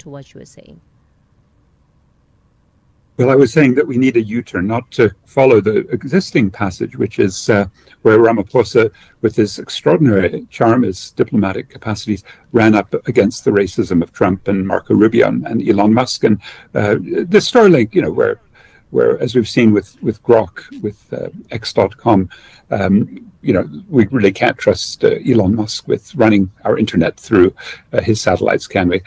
But more to the point, kowtowing to the U.S., the obsequious sub-imperial posture we've had over this last year didn't work. And a few little gestures like Ronald Lamola complaining at the end of last year after the G20, or continuing to have a strong posture against Israel in the International Court of Justice. Of course, we have to support that. But at the same time, Glencore is the only supplier of coal with Patrice Motsepe as his local partner. The contradictions are phenomenal, and the kinds of things we've just seen in the last week, where it leads to a geopolitical chaos and the kind of, the SANDF, the Navy going rogue and doing what it wants with the Iranian visitors against Ramaphosa. It just makes South Africa a laughingstock. I think a U-turn, which would be an economic strategy based on reviving manufacturing, the clothing, textiles, and footwear, the labor-intensive appliances and electronics that we used to, excel in the 1990s before foreign competition wrecked it. And then looking for the African market. South Africa has been a real barrier to the African continental free trade area by, for example, not promoting trade finance arrangements that would avoid reliance upon the dollar. And I think those are the sorts of things that a much more ambitious approach. And now with the world so, I think, consistently now worried about Donald Trump's wreckage and friend-shoring, inshoring, a sense that the protectionist era has replaced globalization, this would be the chance for South Africa to take a much stronger role, and especially where it comes to artificial intelligence, one of the top subjects for discussion this week, where we know from all of the evidence we've seen and from the attempt through the 4IR and the Great Reset, all the kind of gimmicks from the World Economic Forum at least since 2015, that the guys that meet in Davos this week, right? Davos man, the rulers of the world in states, 60 heads of state and corporates, are simply not going to do the job. And here, like we were for Israel calling out the genocide, I think South Africa could be a beacon. But I don't think it's going to happen, and especially if Enoch Godongwana is in the chair, unfortunately. Solly? Cathy, even Europe made two errors after the last war, the Second World War. Over-reliance on American security through NATO, over-reliance on Russian oil and gas. They cannot just press a button and stop that reliance. They need America's support, security-wise. They need Russian oil, even though they're reducing progressively. What I'm saying is that South Africa cannot just switch off America. We need to stop the emotion, all right? We can't, whether we like it or not. America is our second biggest trading partner. We don't like what Trump is doing. Fortunately, America is a democracy. Trump is going to be there for 3 years. And beyond that, there's going to be another America after Trump. AGOA is very important for South Africa. We can play with on pride all we want. We're not going to do all these other things that the prophecy is saying overnight. We need to diversify. We need to start the journey to diversification so that if another Trump happens in the future, we don't find ourselves sitting there unable to move. All right? But we have to work on this relationship with America. We need to stop doing things. And I said earlier, okay, we were saying the president said, look, the Iranians shouldn't come here and exercise. The minister did her own thing. The president is we have a very weak president. Okay, I'm going to say it, I've said it before. He needs to be clear about where he stands about things. He needs to learn to fire people. Nobody's indispensable. The Minister of Defense, if the president really, really didn't want the Iranians to participate in the drill, we have no monetary gain to get from that drill. He should have fired the minister. He should just tell her to step aside. This is not the time to be playing those games. South Africa has been playing this PR thing. We are the best country in Africa. We're the biggest country in Africa. Excuse me. We're not the only country in the world. Okay, we are competing. We need to stop this emotion against Trump. Trump is there for 3 years. We need America. There's a lot of goodwill in America and on America in the private sector. We have to work on that goodwill. We have to continue lobbying in America. It doesn't mean that we should focus on America only. But we should also not say, you know what, go ahead, we don't need to. It's not true. Our economy needs America. Look at the rate of joblessness in America, in South Africa. In the Western Cape, which exports so much fruit as well to America, will suffer. We do need those jobs in the smelters. We do need those jobs that the miners might lose. If we're not able to do that work, it's important that we are sober-minded in this thing and not trying to match Trump emotion on emotion. Let's work for South Africa. Let's do what is right for this economy. Let's create all the partnerships that we have, but ensure that we don't put all our eggs in one basket. Because if we do that again, we're going to be in trouble. China and Russia do not give us what America is doing, whether we like it or not. There are it's been noted, more than 600 Americans invested in South Africa. Chinese extract value. Americans export or import into America finished goods from South Africa. Okay, we can't go through that way. We need to stop it. Okay. Thank you. Okay. So, Ipileng, you are not an armchair critic like Professor Bond and Solly are. So, yours, unfortunately, you don't have the luxury of sitting on the sidelines and debating. You actually have to communicate official country positions. So, what then do you say in the midst of a debate, as we've heard, that really swings across the pendulum? You have to sell and tell a credible story and a credible position for South Africa. Thank you, Cathy. You are 100% right. Again, I'm going to repeat it. It's important to be sober. You've got to pick your battles, right, very well. Because if you listen to Prof, my gosh, there are 1,000 things that are wrong. Now, you've got to say as a country, this is where I am.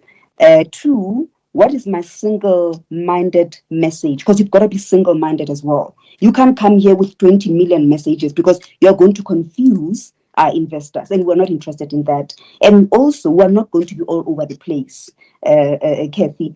All that we're saying is that we are wanting to talk to investors, we are wanting to strengthen our collaboration. And in fact, if you have been listening to our president, he's been very clear to say diplomacy is important.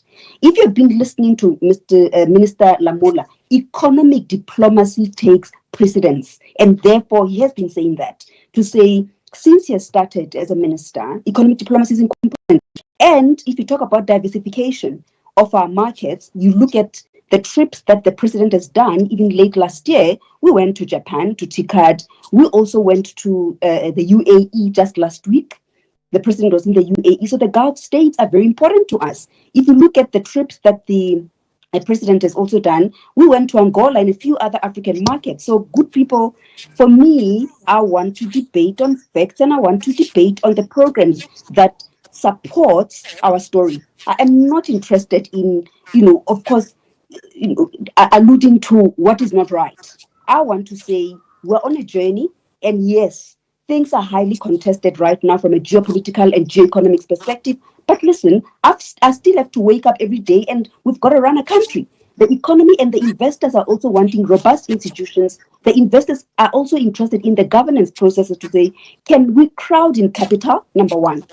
Can if things go wrong, do you have proper procurement processes? Investors care about that. Investors also want to know, if I want to litigate, do you have strong legal systems, that your judicial system actually does stand ground? Those are the things that investors are interested in. If I want to go crowd in BlackRock, I want to go and talk to private equity investors, good people, whilst politics are quite important, on the geo-economic side, governance processes are very important. We talk about AI, digitalization, we talk about data centers. The reason why we comprise some of our teams the way we do, it is because we're here with a clear intention. We're very deliberate. We've got Minister Dao here, who's going to be communicating on the AGOA and what we've been doing with the US. We've got Minister Lamola here. On the electricity side, we've got Minister Ramokgopa, who is credible as an engineer to be able to talk about facts again, to be able to talk about progress. When you also look at the SMME side, because we still have to do with high unemployment, we still have to do with skills development, we've got Minister Stella Ndabeni. On the financial services side, we've got our Minister of Treasury. Then if you look at our captains of industry, we've got credible captains of industry such as Mary Vilagazi on the SOE side. We've got Michelle, who's going to be talking on behalf of Transnet. We've got Dan Marukani, who has proven over and over again that if you put your head down as a chemical engineer, doing your job with good leadership, such as the chairperson of ESCOM, Mr. Mteto Nyatu, who's also here, and then ministry, who's also an engineer, guess what? For me, I continue to say it is about the proof points. We are here with proof points. We're very clear. We're single-minded. We're focused. We've got the best of the very best in terms of leadership, and also captains of industry who have run big businesses over and over again. So I think, Cathy, as I say, we've never been stronger in terms of a credible and data-driven message, because rhetoric, we're not here for rhetoric. So that's our story. And that's really, it's really great and comforting to hear that we are prepared. Yes. But one can't help the context that we're walking into globally. So undoubtedly, the one thing that investors are going to be thinking about is, well, how are you managing the relationship with the US? Because we have seen Trump to really act unilaterally, wake up in the morning, make a decision, just based on what he feels like. And unfortunately, we are one of the countries that's on his watch list, right? We're sort of top of that watch list, and yes, America is also acting in its own interest when it determines what exactly is doing in relation to us. So when you talk about economic diplomacy, if you can, please explain what economic diplomacy means and what it looks like in the context of our presence at WAVE, so that we have something tangible to walk away with. Thank you, Cathy. Maybe let me start with the point that you made around managing the US relationship. And I think all of us have been witnesses of the hard work that Minister Dawe and his team has been doing. Minister Lamola's team they've been doing to manage the relationship.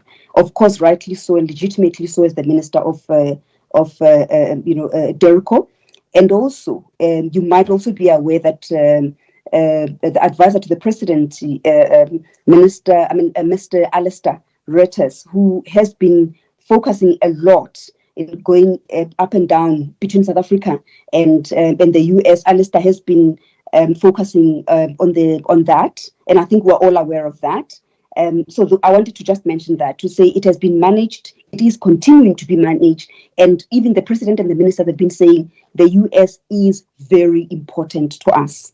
And I think I agree with Soli. We are not going to be emotional about it because one has got to be careful. You can be emotional and you lose out on what you have to focus on the most. We've got to focus on what matters the most, because otherwise, are you going to be able to tell the difference between someone who just wakes up and decides and then therefore you must do the same thing? No. There is a way to be able to deal with that relationship, and it has been dealt with, and there are people who have been managing that from the president's perspective. So that's what has been happening and which we all are aware of, and I can see Soli nodding. And then secondly, on the economic diplomacy,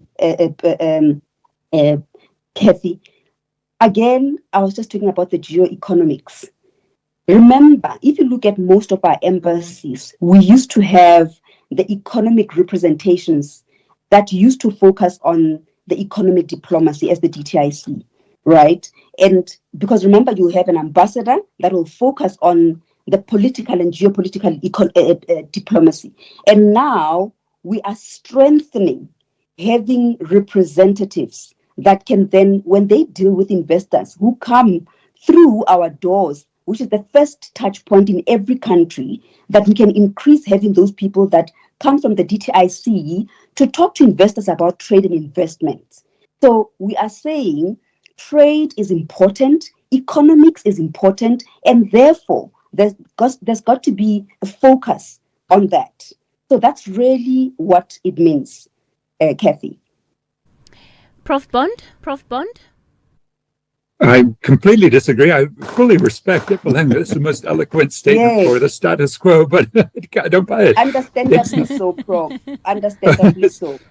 Simply not working. And I think it's going to get worse and worse. Trump has shown us this vindictive side. And it means more insulation from the United States. Prof, let me come in there. So I hear you when you say that you simply don't disagree, right?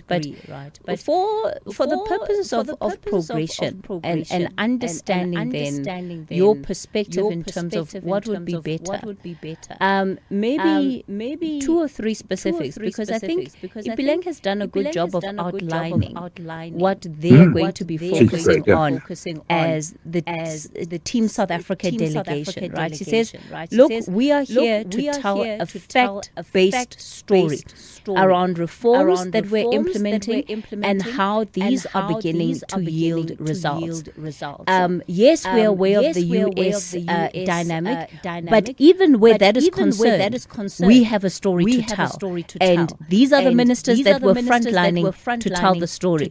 Now, you come in and you say, well, yeah, that's all good and great, but I don't buy it. None of it is going to work. That's very broad, and I think is probably unhelpful in helping to dissect where the specifics, where the plan is falling short. So maybe if you can give some specifics to say, based on what she has said, what do you think should be done differently, or even more specifically, why you think the specifics she's described simply won't work. Well, I mean, it hasn't worked to, for example, allow Finance Minister, Gonangwana to raise the value-added tax. That was one of the efforts that, to squeeze basically the majority of people who were taxpayers, those buying goods, and he had to reverse that. And I think there's a lot of memory that at some point you can't squeeze South Africans with the traditional approach, the Washington consensus, that that you are going to get at the World Economic Forum. But more specifically at the WEF this year, there is a focus on AI, and we've been terrible at regulating it. We've been subject to cyber scams. We've had all manner of problems with just keeping our data intact. And I would, venture to say we could try other strategies like China, which banned cryptocurrency, which keeps a very, very tough grip on big data, or even Britain, which is a deregulatory state. They've just threatened to ban Grok, and that was because of child sexual abuse in the Elon Musk's AI system. And I think it's actually a desperate need that the world would call out for, to start to regulate in areas where South Africa has just been excessively deregulatory. So there's one clear example, and there are plenty of others at the World Economic Forum. We've had a disaster on climate management and a walk back, not only by Trump, but the Europeans are putting sanctions on us as of January 1, called the Carbon Border Adjustment Mechanism, to penalize our steel and aluminium, and soon it'll be petrochems and automobiles. So I think we actually have to come to grips with the fact that some sort of World Economic Forum approach is needed. But right now, the balance of forces is so adverse. And that's why I hope we can think big and work with others around the world, including in BRICS, if there are any that want to stand up, as Lula was attempting to do last year when he convened a meeting on tariffs last September. And it's really, I think, now over time to put something together that would address world problems. I'm not sure the World Economic Forum is going to be the place to do so. Okay, Solly, let me take your hand. I've got WhatsApp voice notes and listeners that want to contribute, but I see the three of you clearly are having none of it this morning. Solly, very quickly for me, then I'll take Ipileng, and then hopefully we can bring in some voices from our listeners.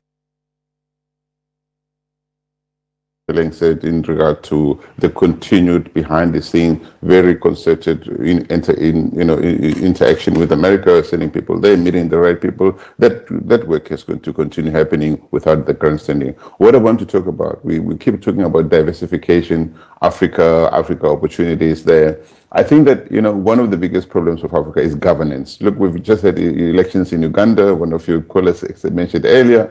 The first thing that the African Union says is, yeah, good, very good, well done. We know it's not well done. We know what happened to opposition leaders there. There've been a number of coups around Africa. I think that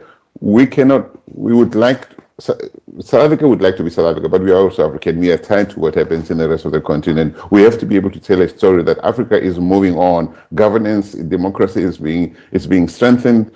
Policy alignment around the continent in regard to jet financing, the just energy transition financing going into the future, but also the implementation of the Africa Free Trade Continental. We can't just talk, go there, grandstand, appear in newspapers, and then come back home and say, yeah, we've just been to Davos. Africa, the same way that South Africa is making progress. I'm one of the strongest critic of South Africa, because I love this country, because I think we can do better. I really do. I am very happy to see what is coming out of Brain SA. What you're saying, if this is what you're doing, I think it's progress. But I think that we also need to say, what African story do you want to tell in the future? Africa must not just be a victim going around the world begging for money. We have resources. We have to learn to be transactional as Africans. We have to say, this is what we can give you in exchange for this. And we mustn't have African presidents cutting deals for themselves and telling African negotiators, you just give this to the Chinese so that we can move ahead. No. We need to be very clear. We are the ones who understand Africa. It's not China, it's not Europe, it's not other people who understand Africa. We allow things to happen to Africa that we shouldn't allow to happen. So we need to stand up as Africa. And South Africa is going, if we don't stand up and lead from the front, we're going to lose that position to be able to say to Africans, in the name of love, let's do things right for Africa, not for the West or for the East. Thank you so much, Cathy. And I agree with Solly. So maybe just to share with you, Solly, because as I said, I'm going to only be data-based, data-driven. When you look at who is funding the Lobito Corridor right now, which is one of the most important projects in SADC as we speak, on the 16th of December, our DBSA went to Washington in the midst of all this chaos that Prof is talking about. Our DBSA went to Washington to go and sign a deal with DFC that comes from the very same America, and the very same America that Trump is presiding over. So hence I say, what if we don't take a step back and look at facts to say, is business still happening? 16th of December, we've just signed a deal. Good people with DFC, which is another developed DFI with the US. So, Prof, that is legitimate. That DFC, DBSA, and please go check because Buitumelo, who's the CEO of DBSA, is here with us. And Cathy, maybe we must actually have an interview with our CEOs. We are also going to look at the role of our sovereign funds, our pension funds. Patrick Dlamini is here, and we are going to be having a session on, to your point, Soli, looking at our money and what we're doing with our money as Africa. So yes, we have a session on the role of the sovereign funds. That's one. Two, the critical mineral story in how we drive in that. It's important for us to come and say, we have a critical mineral strategy. What are we doing about it? Are there tangible projects that are there? We've got rare earth minerals projects that have been coming through our doors. Luckily, I'm an entrepreneur, Cathy, which we should have introduced ourselves properly. Having been an entrepreneur for 20 years and running my own business and having my own assets, let me tell you, it is quite important that we focus on the project. So we do have projects in rare earth minerals. They need funding. IDC, DBSA are looking at early stage projects that can be funded. You've got project preparation money that comes from DBSA and IDC, which is our DFIs. And then we're going to be syndicating some of these deals where you've got our own institutions leading. We've got the AFC, Africa Finance Corporation, having meetings with some of our leaders today. We've got African Bank that now will be operating in South Africa. So Cathy, for me, I am going to continue to be meticulously pointing out what is working factually for us to have a debate that is data-based. Thank you.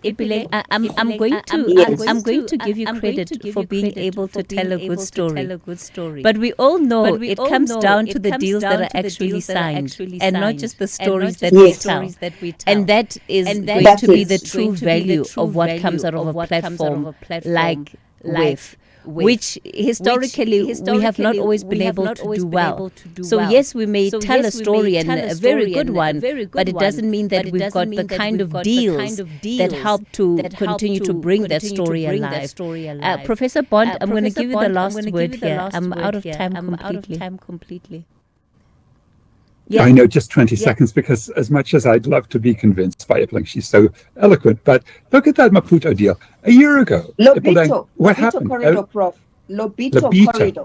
Lobito, yes. Okay, well that's even worse, because the Maputo corridor, yes, Lobito is a disaster for that's going to allow Trump to go ahead and take $4 trillion of DRC minerals in his shakedown of Tshisekedi and Rwanda. That's not a progress, that's regress. And to have it in US dollars, when actually you could do this with local rand currencies to put a railroad together. I'm not impressed with that example, I'm sorry. I think, Cathy, it's going to be very important that we actually also have another interview with our financiers who must also tell Prof factually why they're funding what they're funding.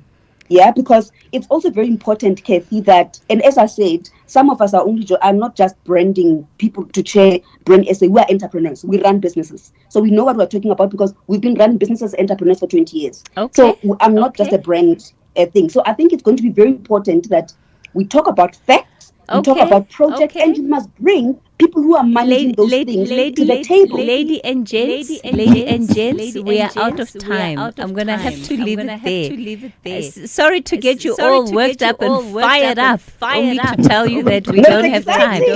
Very exciting. We can definitely have a second part of this conversation. And these conversations are important because they help us get to the heart of the matter. Yeah, so we had this huge delegation by the sounds of it going to WIF, but what did we accomplish? That's what matters for you and I at the end of the day. What are the deals that we got out of it that are going to make a significant difference in the lives of South Africans and that are not going to perpetually put us in a position where we have a begging bowl, as it has been framed largely on the energy transition. Let me go before Ipileng wants to respond to that, because she's going to say, no, we don't have a begging bowl, but you know what I mean, Ipileng. We are asking for money. Everywhere we're going, we're asking for money. Help us with energy transition. Help us with energy transition. That is the reality. All right, we're going to take you to the latest news update. Was deal with governance.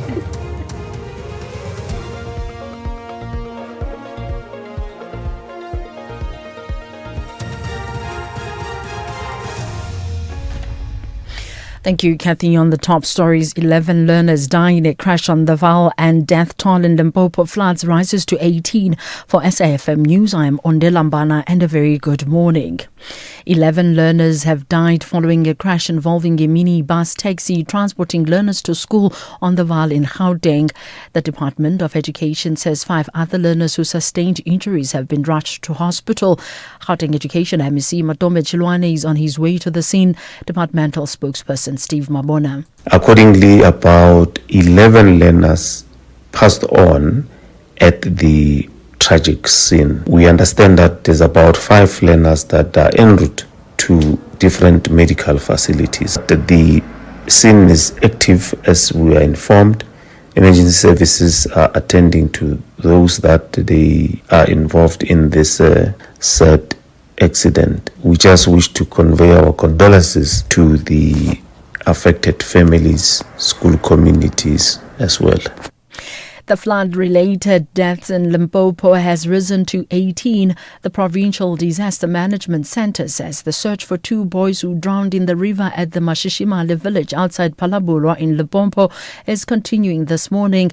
The search was abandoned last night as it was dark. The teenagers aged 15 and 17 were swept away by the overflowing Salati River. Another teenager was able to swim to safety.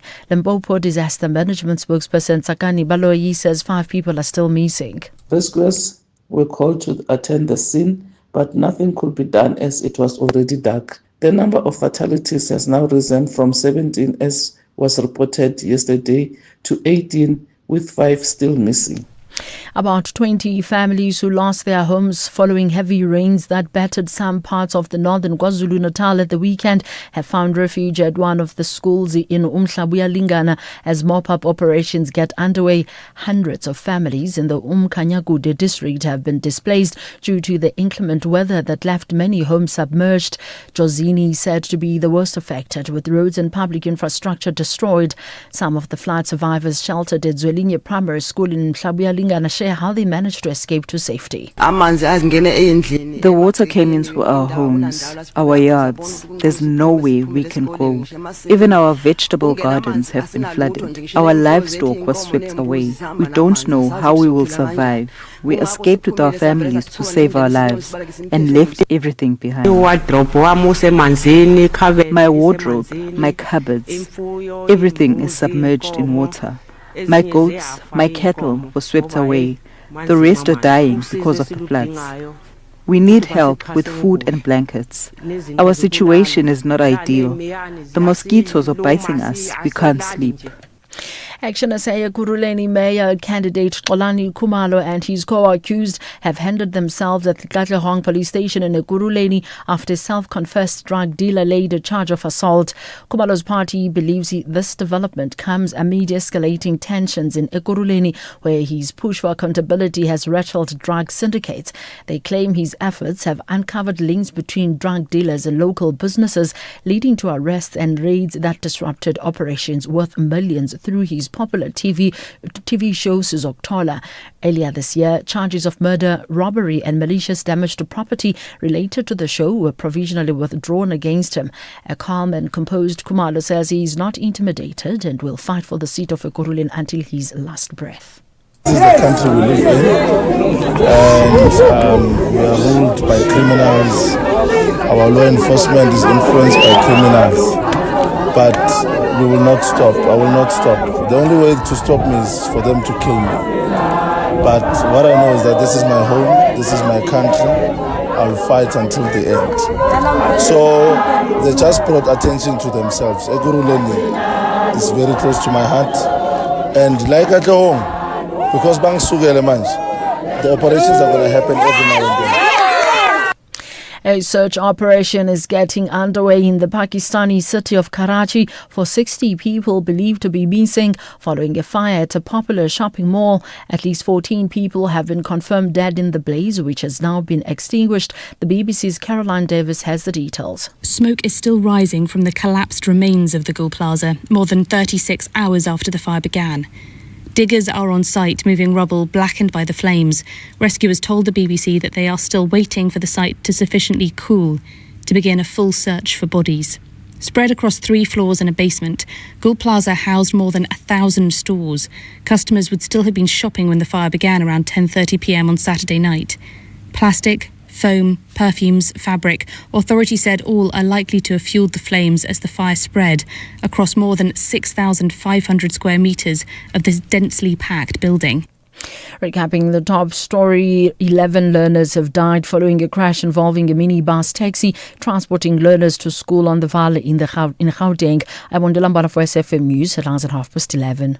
What if your child could achieve better academic results in 2026? At Teneo School, they can. Our smart school system tracks every learner in real time and helps teachers spot gaps early. The results? With over 3,500 successful Teneo School matriculants, learners improve their average marks by 12% in the first year. Access affordable private schooling, no restrictive entry, fees starting from 3,000 Rand per month. Enroll now for 2026 at teneoschool.co.za. That's TENEO school.co.za. When you train for results, you don't quit halfway. Earn up to 7.35% interest with a Nedbank Just Invest account. Access your money within 24 hours.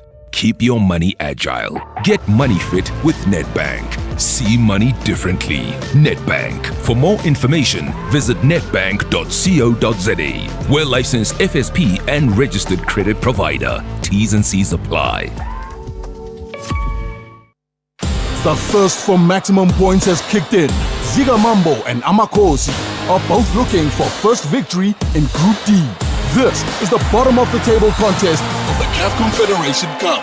Witness the Southern African Derby. Zesco United clashes with Kaizer Chiefs on Sunday, 25 January at 2:30 p.m. live on SABC Plus and SABC 1. Then on SABC radio stations at 3 p.m. Proudly brought to you by SABC Sport.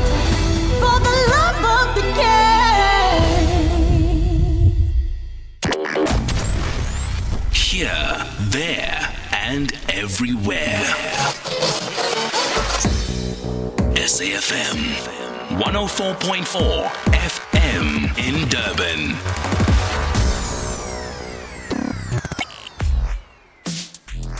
Let's have the conversation. WhatsApp voice notes on 0614 104 107. Good morning, Cathy. Theo here in Cape Town. Cathy, I want to ask you a question. Is Russia help South Africa or RSS that help South Africa? Because we need to make a difference. RSS is not Russia. It was also Ukrainian. It was part of the Soviet Union. So it was not Russia. It was all those countries around. You know, that part of Soviet Union. And also, what input the Chinese are doing in South Africa? Let's be honest. What's the input of the Chinese here? Is the Chinese lifting the economy of South Africa? Come on, guys. Let's not be biased by the political. My name is Cathy. What solely is missing here is the fact that what America and South Africa are doing is not only about Trump. You know, it's about the American policy, foreign policy. It's about the stance that they're taking towards certain countries. You know, I mean, the Americans, be the Republicans or the Democrats, they see China and Russia as their adversaries. So, whatever happens, even if Trump is removed, some of these things are not going to go away. What might be different is the fact that the channels of communication might be better, the tone and the language used might be a little bit friendly. But the stance will remain. You know, you can listen to some of the representatives talking about South Africa over there. It's not just about Trump. So he's making a big mistake when he thinks that when Trump is going to be smooth. It's important for you. Thank you. Hello, Cathy. Please ask Professor Bond how his communism is going to save South Africa from the capitalism of Donald Trump and from the oligarchism of Vladimir Putin and whatever China's Xi Jinping may be inventing yet. Good morning, Katie. Katie, I just would like to know whether is there any other way where they can measure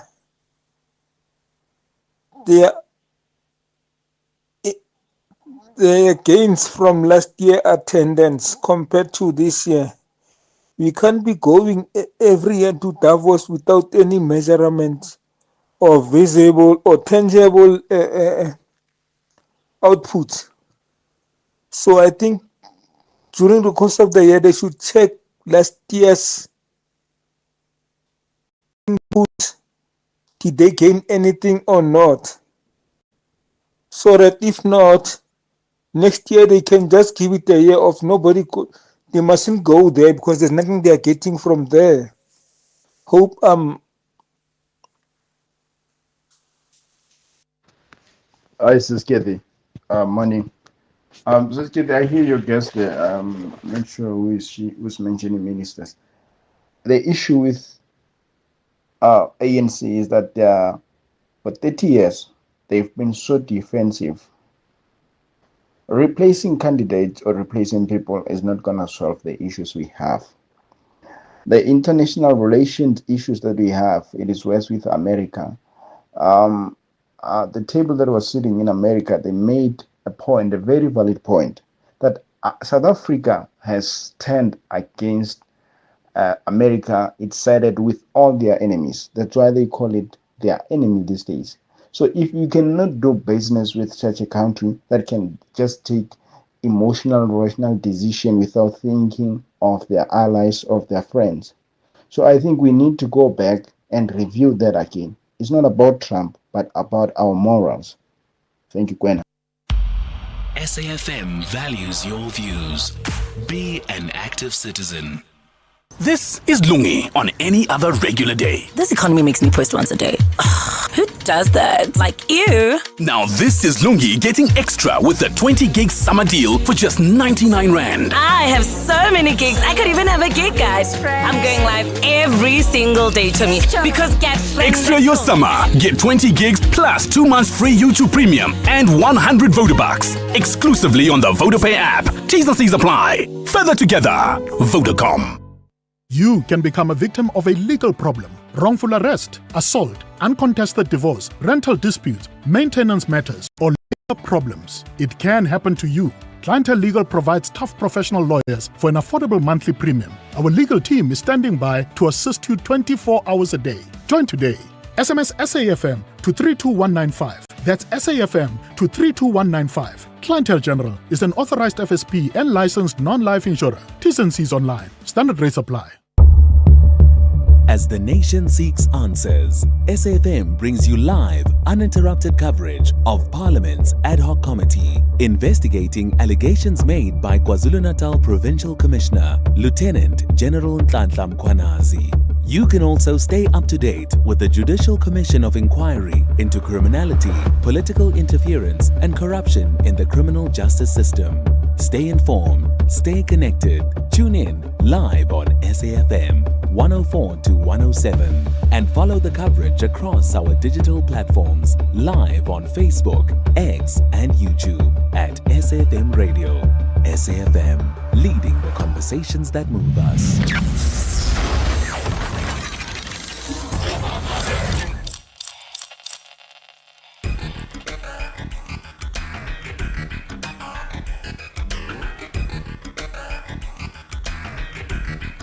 The Talking Point with Cathy Mohlahlana. Weekdays, 9 a.m. till midday.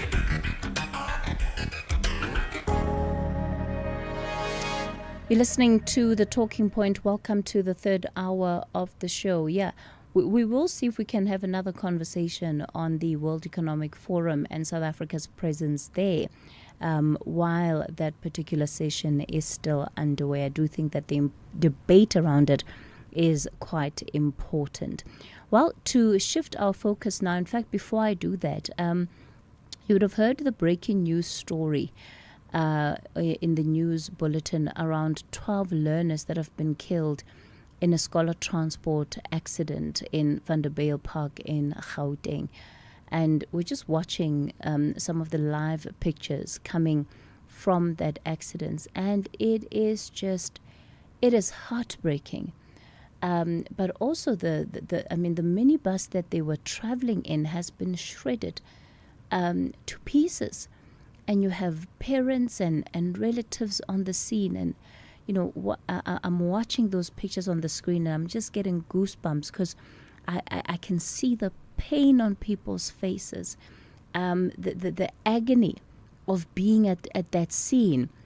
And it's also proving quite a difficult one for the officials to try and manage, because all of the relatives want access to the site of the accident. So what an absolutely tragic event to happen at the beginning of the school year. And one can only imagine what these parents and what these families are going through. I won't say that one can understand, because I think until you have a child who you sent home getting ready for school, having all of these plans for the year, and getting a call before it's even lunchtime to say that something has happened, it's just every parent's worst nightmare. So really sending condolences to the families that have been affected, and a really terrible way for things to start off for the year for them. So you'll get more updates on what is unfolding at that scene in Vanderbijlpark during our news bulletins. All right, turning our attention now to the elections that took place in Uganda. Human rights organizations and opposition parties have criticized the shutting down of the internet 2 days before the elections. The Ministry of Communications during the election period, which gave incumbent President Yoweri Museveni a 7th term. Now, communication around that shutting down has been very confusing. 2 weeks before the elections, Dr. Amina Zawede, who is the Permanent Secretary for the Ministry of ICT and National Guidance, had this to say. But let me state this clearly and without any ambiguity. The government has not announced or has not directed or implemented any decision to shut down the internet during the election period. Claims suggesting otherwise are false claims and are therefore misleading. Such misinformation necessarily creates fear. It undermines public confidence, and it also risks heightening tension. So that was among the initial explanations that were given, right? Then this past weekend, the Minister for Youth and Children Affairs said this during an interview on the country's national broadcaster, UBC TV. Public internet traffic, which has been blocked, includes social media platforms, web browsing, video streaming, personal email services, and messaging applications, among others. The internet restriction directed is in line with a legitimate purpose, that is, protecting national security, public safety, and public order. So then you have an admission on air that, in fact, the government did take a decision to shut down the internet. Now, Bobby Wine, who received 25% of the vote, making him sort of the main contender in this election, he's in hiding. And he posted a video message to the people of Uganda around what has been happening. Internet, initially UCC said they had switched off, probably for security reasons. But then the latest I'm getting from my friends in Mombasa, a ship was passing by, it hit an internet cable into two. So they are trying to locate the other piece to connect it. Honorable, that is information we cannot justify right now, but because the UCC did release a letter that all Ugandans are actually following right now. That is okay. Even if internet will be reinstated, the person who brought internet is the person you have voted. That is one of the gains you have. Did you have internet in 1986? Did you have it? Did your mother tell you that they had internet? But it was the country not running. But things are changing, Honorable. We are moving in a world that is digital. It's just a matter of days, maybe 2 weeks or 1 week, or they are working. Our technicians are working to restore it. Let us trust in the president. The one who brought it will restore it. He's working around the clock. Our technicians are working closely. So what UCC told you, they have a right to tell you, and the facts that we know, as people who work in that telecom sector, we know that the cable was affected. And they are restoring it, they are fixing it. How do you justify this? Why does this happen in this electoral process? The problem with you young people, you're wasting a lot of time on TikTok instead of listening to the message of the president. And those ones who have listened to the message of the president have voted him overwhelmingly. Can I tell you, the president won in Arua Central. He has never won in Arua Central. For all the times we have had elections in Uganda, he has never won in Arua Central. He's the winner of Arua Central. Arua, what we call Central Division. He's the one who won. So people are loving the president. All right. So that particular clip that you've just heard is of the Minister for Youth Affairs, who was speaking during an interview with the country's national broadcaster, UBC TV. So that was the Minister of Youth. The voice that you heard before that was the executive director of the Ugandan Commission's communication, who was basically talking us through some of the decisions around shutting down the internet.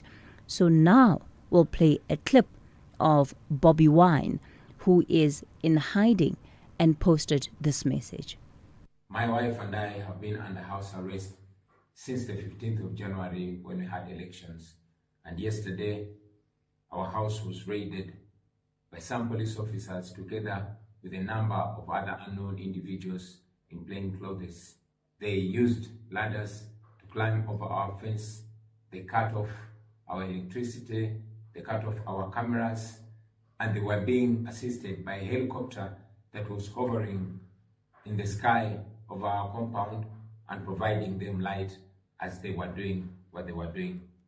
Amidst that raid, I was able to use my skills and escape my house. But I know they're looking for me. But even if they succeed and get me and do whatever, I want to say this to you, fellow Ugandans. First and foremost, we reject whatever is being declared by Mr. Byabakama, because those so-called results that they're declaring are fake and they don't in any way reflect what happened at the polling stations or what is at the declaration forms. And therefore, those results, the so-called results, are fake. After arresting almost all our agents, after ballot stuffing, and after shutting off the internet, the regime is trying to once again rig the elections. What happened in the polling station is a completely different story, and we demand that the internet be restored and the rightful declaration forms and tally sheets from the districts are uploaded on the internet so that the people of Uganda can see the rightful results in transparency. We also demand that they hold whatever declaration is going on until the internet is restored and until the people of Uganda can follow up on the results in transparency. So that was then the message posted by Bobby Wine, who we know then is the official opposition leader. And I go back to asking the question, how is it that an election can be declared free and fair and election results can be upheld and affirmed by an entity like the African Union when this has formed part of the experience going into that election? And as you can hear, the government has not denied it. they feel that they were justified in shutting down the internet. But why? And also, why does the opposition leader have to be in hiding? Why must he be harassed by the state? Why are people dying in the run-up to an election? And where are all these things recorded officially? In that statement that congratulates Uganda on having yet another successful round of elections. It's just somewhere, somehow, the cycle needs to start being broken. The culture needs to start being different when it comes to how we view election processes, particularly those that don't withstand scrutiny. Those that do not withstand scrutiny, there has to be a point where leaders are just not allowed to get away with it anymore.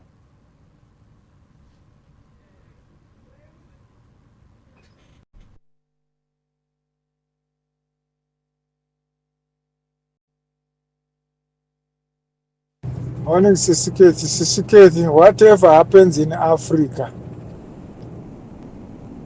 the culprit, the elephant in the room, is AU, African Union. They even went on to congratulate the They've been doing that everywhere, all over Africa. That is the problem. That is our problem, the African Union. That is the problem. Anonymous. Good morning, Catherine. I'm Soviet in King Williamstown. Compliments to the new year. I'm worried about the thinking. I'm interested to know about the thinking of the people of Uganda. If Museveni didn't win the election, he probably rigged it. But if he didn't rig it, actually people voted for him. Why would they do that? What is the thinking behind reinstating these old madalas into the presidency? He's like 80 years old. What I think is happening now, Keith, I think it is the international countries Europeans probably, who have an effect on these kinds of things, because they have an interest in mining and all that stuff. I think there's outside influence with how things electorally are run in Africa. Thank you, Soviet King Williamstown. Good day, Sister Cathy. We are having a topic concerning the Ugandan votes, whereby the atrocities have been occurring over there. Let us also not forget, because of the major role which that country and of course Zimbabwe had, at the end of the day it was pure calamity. And you remember too, Mr. Mbeki, he wanted to go for a third term. How fortunate he was defeated by Mr. Zuma and Polokwane, and my oh my, what calamity that was. So it is good that the constitution should make it publicly known that the 2 terms finish and nothing more. Pepilon Aldos. All right, thank you for those WhatsApp voice notes that you've sent as part of the conversation. We were scheduled to speak to Godwin Toko, who's a Ugandan lawyer activist, and also part of the Agora Center for Research. Unfortunately, the connection to Uganda has not been stable at all this morning, so we have been struggling to get a clear connection with him, but we will still try and see when we can have this conversation. It's 11:30. Let's take you over to the news desk. Thank you, Cathy. On the news headlines, the Gauteng Department of Education says the private scholar transport sector should be responsible to ensure the safety of learners and roadworthiness of vehicles. The ad hoc committee investigating allegations of criminal infiltration, political interference and corruption within the criminal justice system has received an update on efforts to secure the appearance of Brown Mokgotsi, and some residents at Gamujaji in Bulebudi in Limpopo say persistent downpours have disrupted their daily routines. Some parts of the Limpopo province has been experiencing flooding. A full update follows at the top of the hour.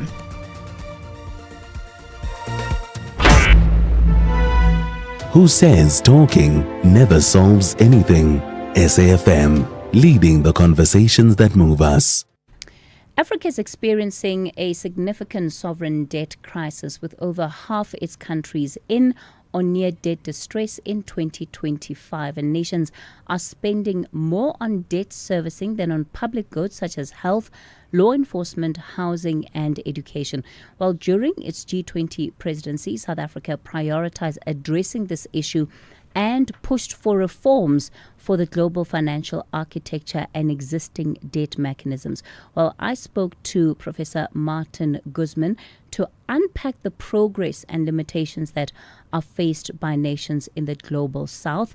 I asked the former Minister of Economy in Argentina about the history of debt relief and what approach we should take when it comes to the debt that nations are taking on. The debt troubles are not a phenomenon that started this year. These troubles started a few years ago, first with the pandemic, and then with the war in Ukraine, the response of central banks from advanced economies raising interest rates to tackle inflation in their countries deteriorated the financial conditions in countries from the south, developing countries, emerging economies. So these issues have been discussed at the G20 for at least 5 years. I was a finance minister of Argentina when the common framework for debt treatment in the G20 was created. What's the reality now? The reality is that the problems are not being addressed properly. We're going through a full-fledged debt and development crisis in the developing countries. Today, more than 3 billion people in the world live in countries that spend more on debt service than on education or health. Those countries are also cutting critical investments in public infrastructure that would be able to improve productivity and therefore create jobs for the people. So many countries are choosing to default on development to preserve the debt payments. This is a major problem. There is awareness that there is a major problem in the international arena.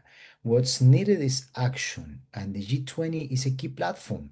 It's a key platform for bringing the different stakeholders together to push the right action for resolving the debt crisis. Africa is the most affected continent in the world, but not the only one. Latin America is also affected. South Asia is also affected. So what's at stake here is the future of hundreds of millions of people, hundreds of millions of children around the world, mainly in the global south. Professor Guzman, this is a conversation that has been taking place for decades, if we're being honest, right? And there have been several reforms proposed over the years. Some of it has gone into debt cancellation, and then, we sort of came back from that sort of very quickly. But the question is really around how we restructure the historic debt. And also, I suppose, looking into the future, if we're looking at debt sustainability, what does that mean? And potentially, what does that even look like? But when you assess what is happening real time and the experiences that countries have had, are we even at a point where we can talk about debt sustainability? Truly, yeah, these problems have been problems for a long time. The incidence of sovereign debt crisis around the world grew after the end of the Bretton Woods regime in 1972 and the process of financial globalization. Capital became more volatile. Basically, capital could flow more easily from one country to another. But the major increases were not in foreign direct investments that would allow countries from the south to increase their productive capacity. It was mostly what we call portfolio capital flows, the kind of financing that doesn't necessarily translate in higher investments. There's a key asymmetry between the advanced countries and the developing countries. The advanced countries have economies that are more diversified, more complex. Developing countries have economies that are less diversified, more dependent on a few goods and on a few commodities. So what's critical for them to become more developed and therefore more resilient, less risky, is to invest in economic transformation. Investment here is the key word. Credit could be a powerful instrument for investments, but that's not the way it has typically worked. Credit has not been used as a sustainable tool for investments in many countries of the world. So credit from the private sector has typically come in the form of short loans or bonds with high interest rates. That's not the kind of financing for education that it takes 20 to 30 years for someone who starts school today to actually have the full capacity to contribute to the economy of the country. So the bad kind of financing has contributed to development traps. Debt becomes unsustainable too often in many countries of the world. That sustainability means that the country has the capacity to repay the debt at the same time that it can move forward a political and economic project for the development of the nation, of the people of the nation, so there can be more equal or equitable opportunities among the different people of the country that borrows. That has not happened. So that's why we fall so often into problems of debt sustainability that jeopardize development. Basically, when debt is unsustainable, there is no chance of economic growth and development. It's a necessary condition to restore the sustainability of the debt, as many African countries need today, to give those countries a chance to regain economic growth and development. Part of the conversation that has been emanating from the continent and supported by the African Union has been to review the mechanisms that are used to actually associate risk with countries on the continent. And there's a feeling that African countries are unfairly graded, that their risk is unfairly assessed. Do you think that if that conversation gains traction and you could have broad recognition within the global financial market that there is a certain level of bias towards the continent, that will shift the needle? There is probably, given the numbers, a certain degree of bias against the continent because the rates of default are not concomitant with the excess interest rate, what we call economists call the risk premium that these countries pay. As we're seeing it now, most countries are even choosing to default on development to preserve debt payments. So that creates a trap. It's because when the interest rates are high, not only the chances of repayment are lower, but more critically, the possibilities of doing the necessary investments for development are also lower. And that leads to an underdevelopment trap. So what's key for African nations today, like Latin American nations as well, is to depend less on Wall Street, to depend less on international private capital markets, to develop their own capital markets, because these countries, even though they have low savings, they still have savings, and significant fractions of those savings end up going abroad and financing investments in the advanced economies.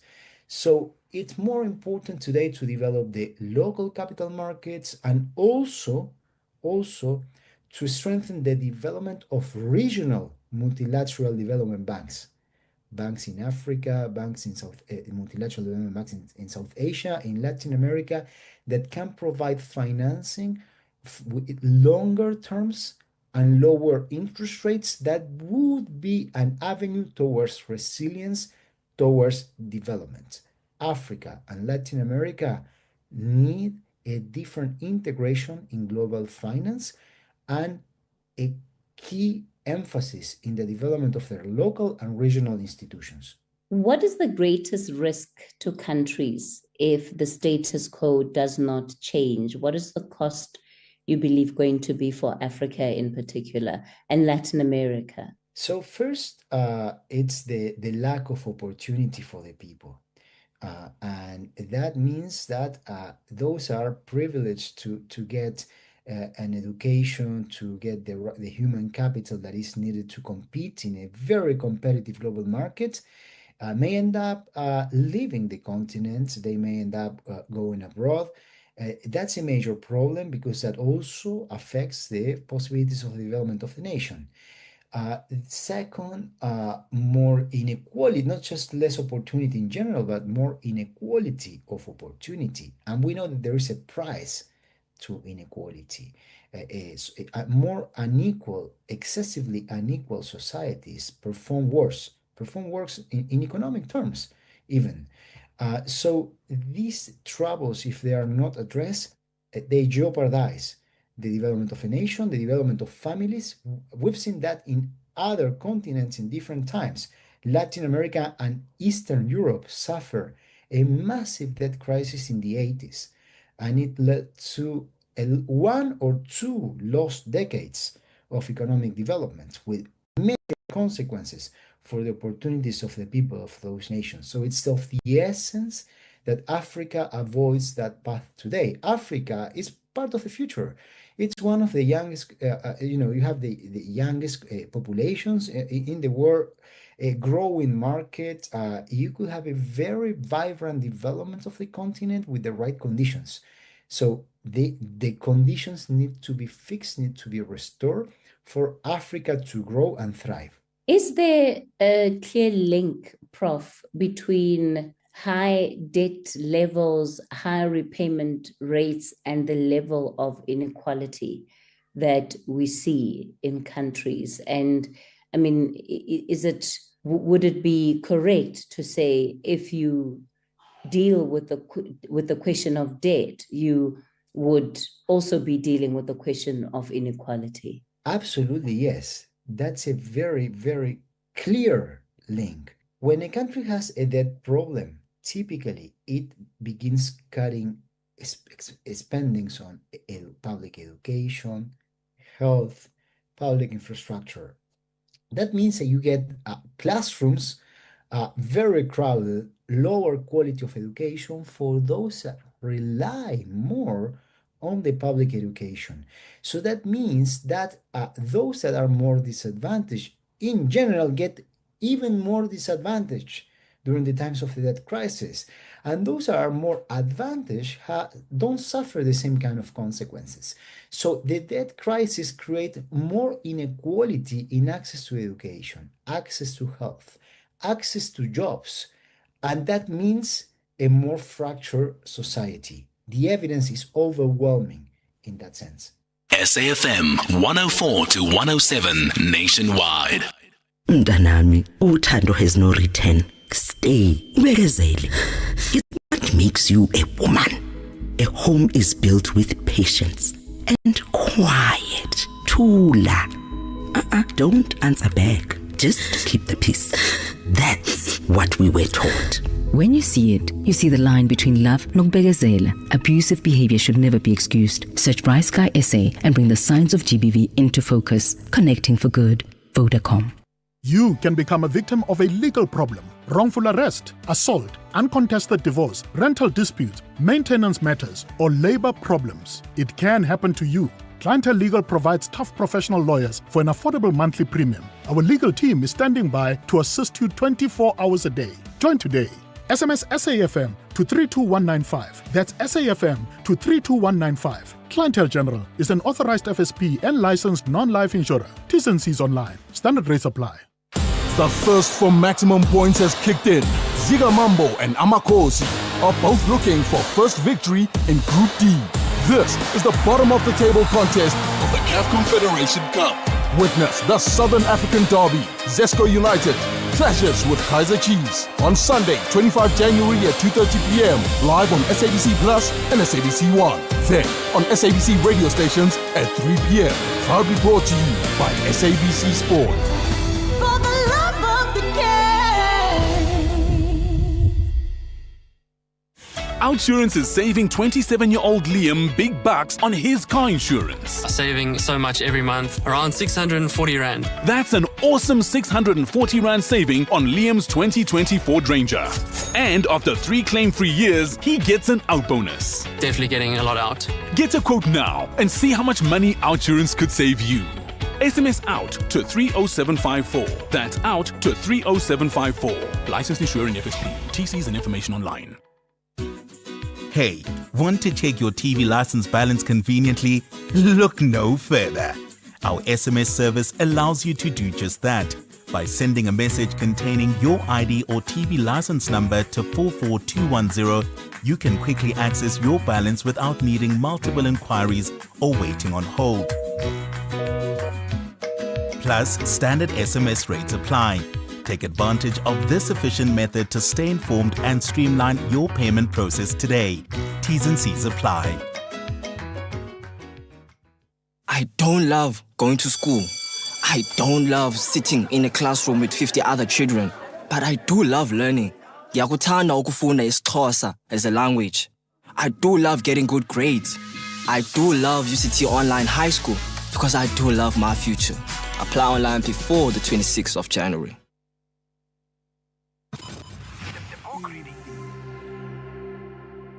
Please note that the views expressed in this book are not that of the station. Listeners' discretion is advised. SFM presents another episode of the book Boardroom Dancing by Nolita Fakude, read by Vuyokazi Tebe.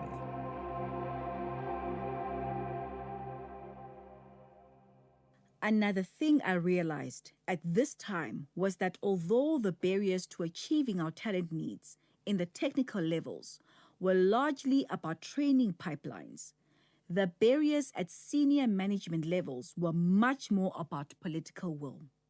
That is, the need for leadership to decide it wants to make the move to embrace the culture change that allows real transformation to take place. This was expressed in so many ways. For example, when considering a black or female candidate for a senior role, the executives often involved the risk involved in this appointment. However, if the person was a white male, the language shifted to talking about offering the person a stretch opportunity to grow. When political will is lacking and transformation is seen as an issue of begrudging compliance, diversity candidates will be identified as risk appointments. Not surprisingly, support and mentorship for that individual comes through in a similarly begrudging fashion. On the flip side, when leadership has the political will for culture change, the language of a stretch and opportunity comes into play. My own career is an example of this. Looking at my journey, I have to ask, how was I able to go into the financial services environment or later the energy petrochemical sector with no prior experience and still be successful? It was not because I was so special, but rather because the political will from the CEOs and the board of directors and the other people in decision-making positions provided me with the mentorship and support that I needed to succeed. In other words, I was given stretch opportunities rather than seen as a risk appointment. My trajectory causes me to question the so-called skills shortage when considering the senior executive levels, as these levels are no longer about technical competence, because at these levels, this is a given, but rather about providing the stretch assignment and necessary rotations so that people are ready to seize the next leadership role. When it comes to not bringing Black people or women up into executive positions, we have to ask if there is a deliberate lack of will to make it work. Personal transformations. With my secondment to the BMF in 2000, Pila and I had to move to Joburg. joining Presto, who had been based there since 1997. Although one might think that ending our commuting family arrangement would make things easier, in fact, there were challenges around re-establishing a rhythm with all of us finally living in the same city.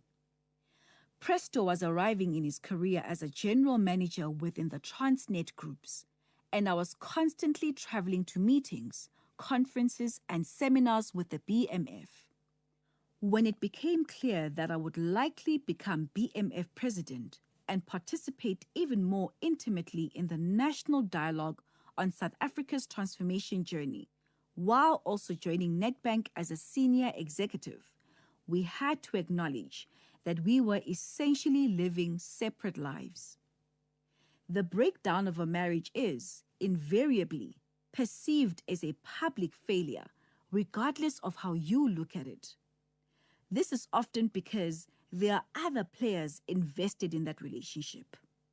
It may be children, family members, adoring public, or just fodder for the press. It is also true that some people overstay in their relationships because they just can't deal with the public fallout that goes with a trauma of separation.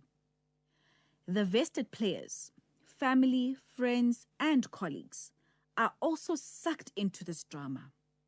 No one in your close circle is left untouched. Ironically, Presto, who was previously my greatest champion from a career perspective, found it difficult to deal with the confident and focused woman I had become. The metamorphosis that had begun to happen during our professional and physical distances became starkly evident. My professional trajectory was faster and more visible than Presto's, and the strain was becoming increasingly clear, especially when my corporate climb seemed imminent. We had met when I was only 18 years old and got married when I was 21. Along the way, I had transformed into a woman my husband no longer recognized. In 2003, after 17 years of marriage, Presto and I divorced. What pulled me out of the shock of divorce was the fact that my friends and family members from both the Njoli and Fakute families supported me through the pain. My sisters-in-law, in particular, Sis Masesi Gumbi Msimango and Sis Martha Makubu, showed me great solidarity. I remember Sis Masesi insisting a month after I had moved into my new place that they wanted to come and see that Pila and I were okay. Her kind insistence was that they had been part of the delegation that had traveled to my home in Stadtreim to pay lobola and had promised my mother that they would look after me as if I were their own sister. They wanted to honor this promise, specifically for the sake of my son, so he would always know that he still had his Fakute family, regardless of the status of his parents' relationship. This was a powerful vindication and endorsement of the lobola tradition of our culture. 33 years on since that traditional wedding, these two women, whom I still consider my older sisters, made me realize that I could never forget the stand they took within their family in the midst of great challenges they faced. In retrospect, though not spoken in those terms, they were true feminists in their own right. They stood for the sisterhood that defied blood. Pila was in boarding school at the time of the divorce, and so didn't feel the impact as much as he would have had he lived at home, although I'm sure it worried him. Both before and after the divorce, I tried to be available as much as possible for the important events in my son's life, but every now and then, telling moments made me pause. One of these moments occurred after our divorce when I was at Nedbank. Pila had a small accident at school playing rugby. He had bitten his lip and needed to be stitched up. Trying to call both of us immediately, the housemaster managed to get hold of Presto first, and he had gone to fetch Pila. Returning home as soon as I could, I arrived to find Pila happily watching TV. After an hour or so of fussing around, I realized I could still make a 3 p.m. meeting I had called. When I asked Presto if it was fine for me to go back, he had a bit of a double take, but then agreed. I asked Pila, who was engrossed in whatever he was watching on TV, if it was okay for me to go. "Yeah, it's fine, Mom," he said. "Are you sure?" "Yes, Mom, of course, I'm fine. Just go." Obviously, I was disturbing his TV viewing. Having got my son's permission, I grabbed my things to leave, but as soon as I was closing the door, I heard him say, "Hey, Mom, thanks for coming." I got into my car and started to reverse, all the time thinking, no, this is too much. My son should not be thanking me for coming to see if he is okay. I stopped the car and went back inside. Why did you say that?" I asked Pila. "It's just that I know you had to come out of work," he said, almost apologetic and clearly surprised to see me back. Although I always made a big point of being sure that I had Pila covered, at that moment, it really hit me that maybe I was not as conscious as I thought. Then again, I had a co-parent who was as committed, if not more so, than I. So why did I feel badly when I knew Pila's father was there? If the situation were reversed, would a father feel this way? Logically, I knew Pila was fine, but sometimes these things are not about logic. This is where the difficulty comes and the soul-searching happens, because you never know if you are getting it right.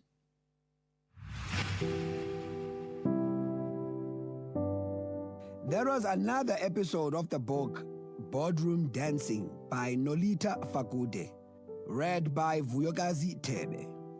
The book is available online and in all leading bookstores countrywide. It is broadcast on SAFM at 11:45 Monday to Thursdays on The Talking Point. The book is produced for the station by Vovi Patala, read by Vuyokazi Tebe. Technical production, Wiseman Manele, Nanda Koza, and Tato Mapuru.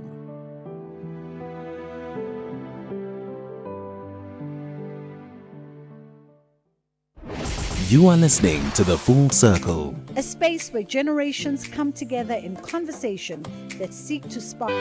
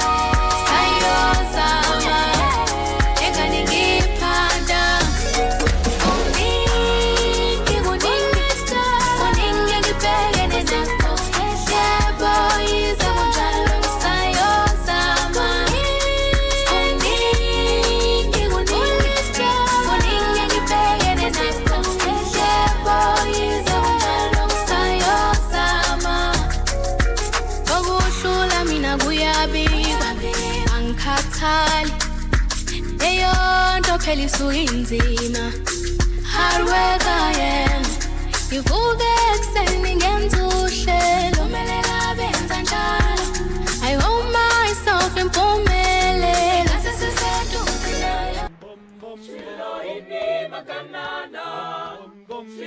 Shiloini makanana, Shiloini makanana, Shigepisha macharma, Shiloini makanana, Shiloini makanana, Shiloini makanana, Shigepisha macharma, Yilesh makanana, Yilesh makanana, Yilesh makanana, Yilesh makanana, Shigepisha macharma, Shiloini makanana, Shiloini makanana, Shiloini makanana, Shigepisha macharma, Yilesh makanana, Yilesh makanana, Yilesh makanana, Yilesh makanana, Shigepisha macharma, Yilesh makanana, Yilesh makanana, Yilesh makanana, Yilesh makanana. This is SAFM, leading the conversations that move us. This is SAFM. Just tell me about how this concert series fits in with what you are trying to do with these young people.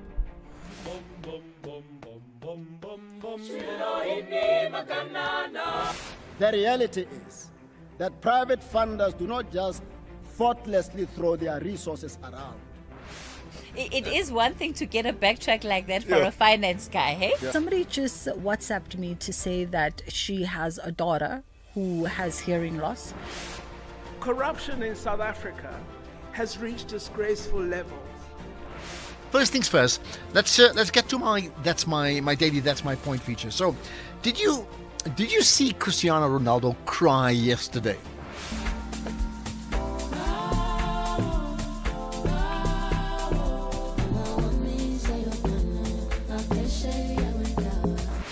This is SAFM.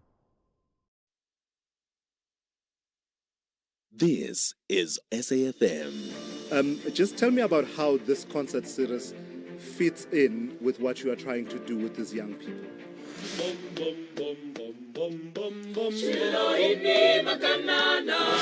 The reality is that private funders do not just thoughtlessly throw their resources around. It is one thing to get a backtrack like that for a finance guy, hey? Somebody just WhatsApped me to say that she has a daughter who has hearing loss. Corruption in South Africa has reached disgraceful levels. First things first, let's get to my daily that's my point feature. So, did you see Cristiano Ronaldo cry yesterday?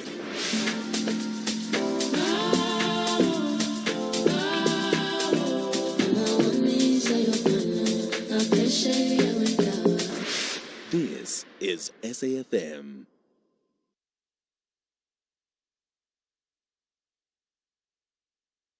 Music never sleeps, and neither do we.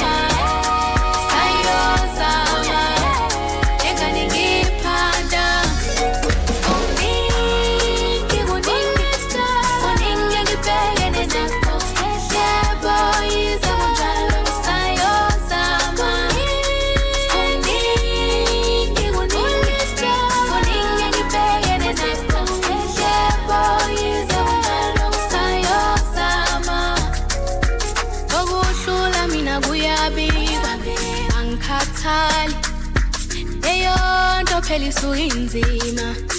Hard work I am. Ngivuke ekuseni ngenza uhlelo, melela benza njalo. I hold myself impumelelo. Sesiseduze nayo. Shilo ini makanana. Shilo ini makanana. Shilo ini makanana.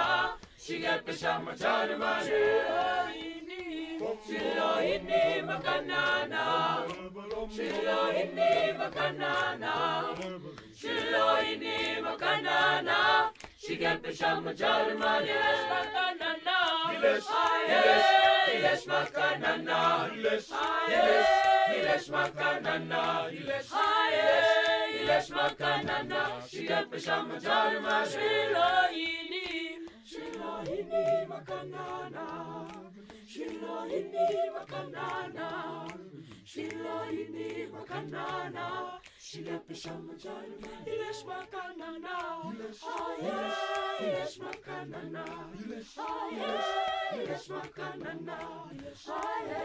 Yes makanana. Shigepisha macharma. Yes makanana.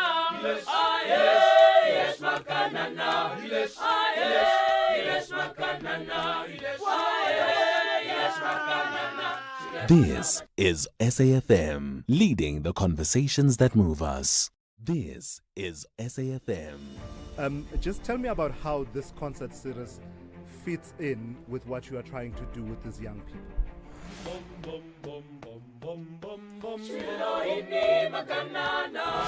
The reality is that private funders do not just thoughtlessly throw their resources around. It is one thing to get a backtrack like that for a finance guy, hey? Somebody just WhatsApped me to say that she has a daughter who has hearing loss. Corruption in South Africa has reached disgraceful levels. First things first, let's get to my daily that's my point feature. So, did you see Cristiano Ronaldo cry yesterday?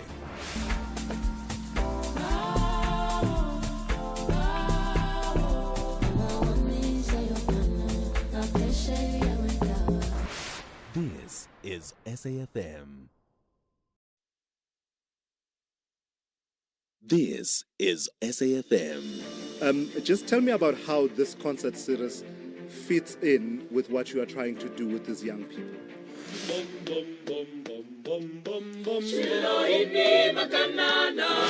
The reality is that private funders do not just thoughtlessly throw their resources around. It is one thing to get a backtrack like that for a finance guy, hey? Somebody just WhatsApped me to say that she has a daughter who has hearing loss. Corruption in South Africa has reached disgraceful levels. First things first, let's get to my daily that's my point feature. So, did you see Cristiano Ronaldo cry yesterday?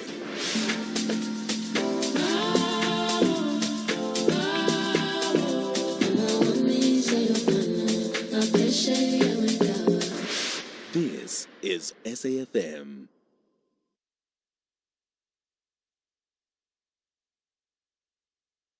Music never sleeps, and neither do we.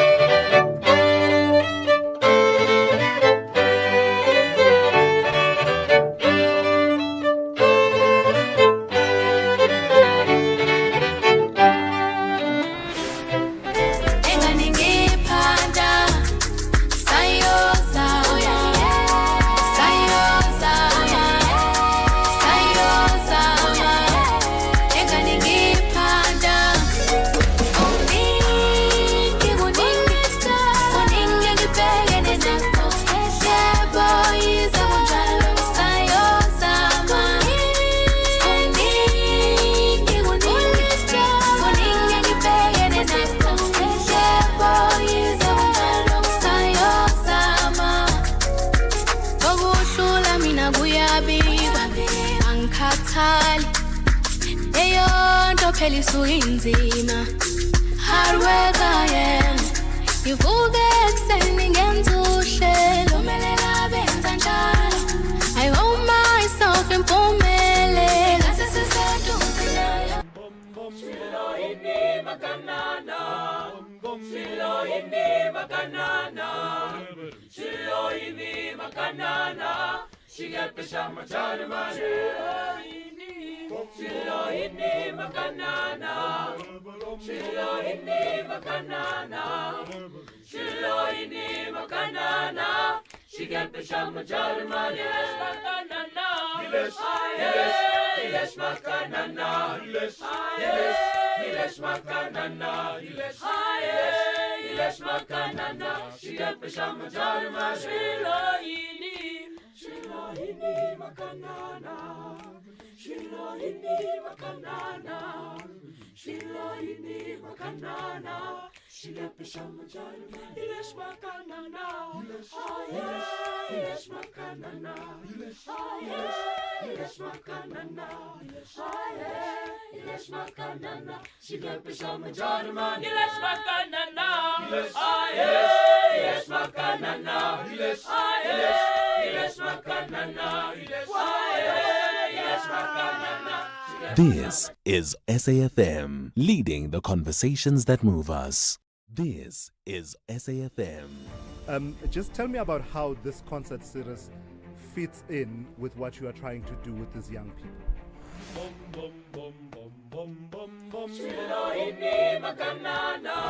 The reality is that private funders do not just thoughtlessly throw their resources around.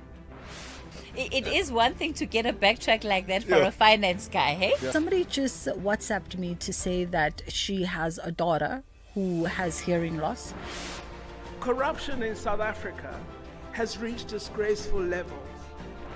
First things first, let's get to my daily that's my point feature. So, did you see Cristiano Ronaldo cry yesterday?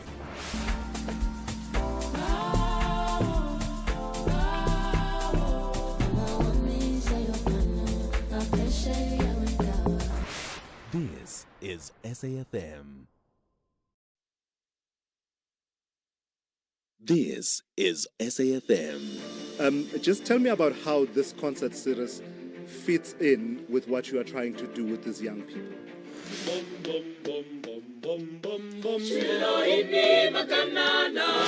The reality is that private funders do not just thoughtlessly throw their resources around.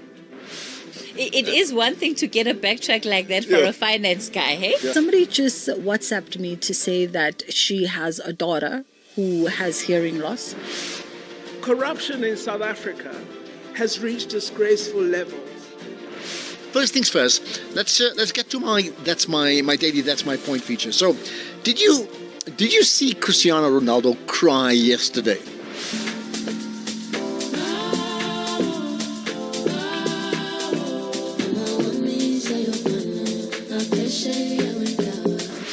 This is SAFM.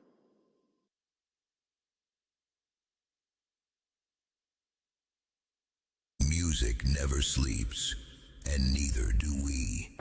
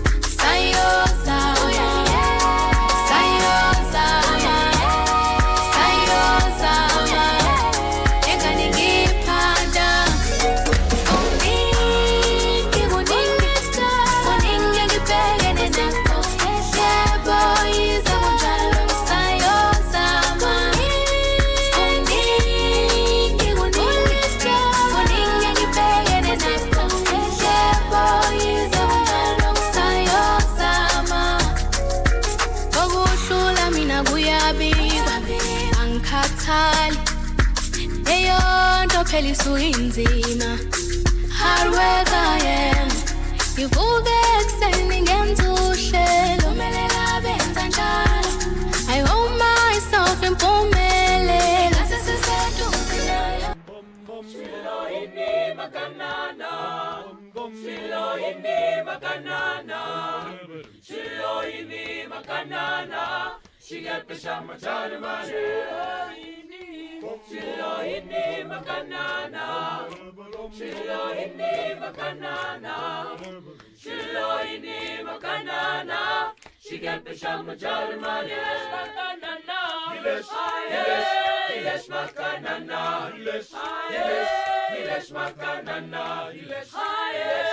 Yes, makanana. She got the shama charma. Shilo ini makanana. Shilo ini makanana. Shilo ini makanana. She got the shama charma. Yes, makanana. Yes, makanana. Yes, makanana. Yes, makanana. She got the shama charma. Yes, makanana. Yes, makanana. Yes, makanana. Yes, makanana. This is SAFM, leading the conversations that move us. This is SAFM. Just tell me about how this concert series fits in with what you are trying to do with these young people.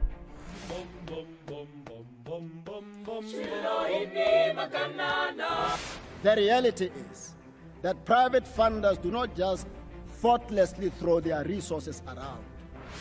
It is one thing to get a backtrack like that for a finance guy, hey? Somebody just WhatsApped me to say that she has a daughter who has hearing loss. Corruption in South Africa has reached disgraceful levels. First things first, let's get to my daily that's my point feature. So, did you see Cristiano Ronaldo cry yesterday?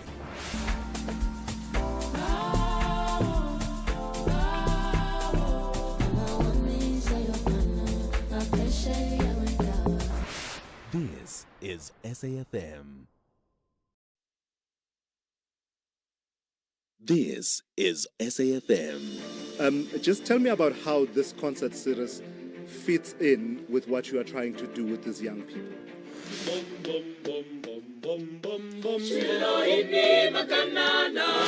The reality is that private funders do not just thoughtlessly throw their resources around.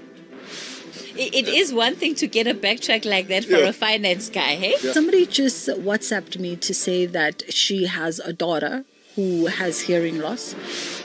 Corruption in South Africa has reached disgraceful levels.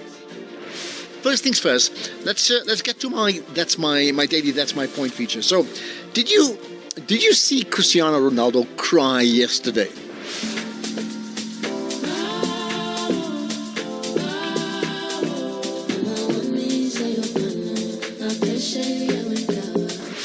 This is SAFM.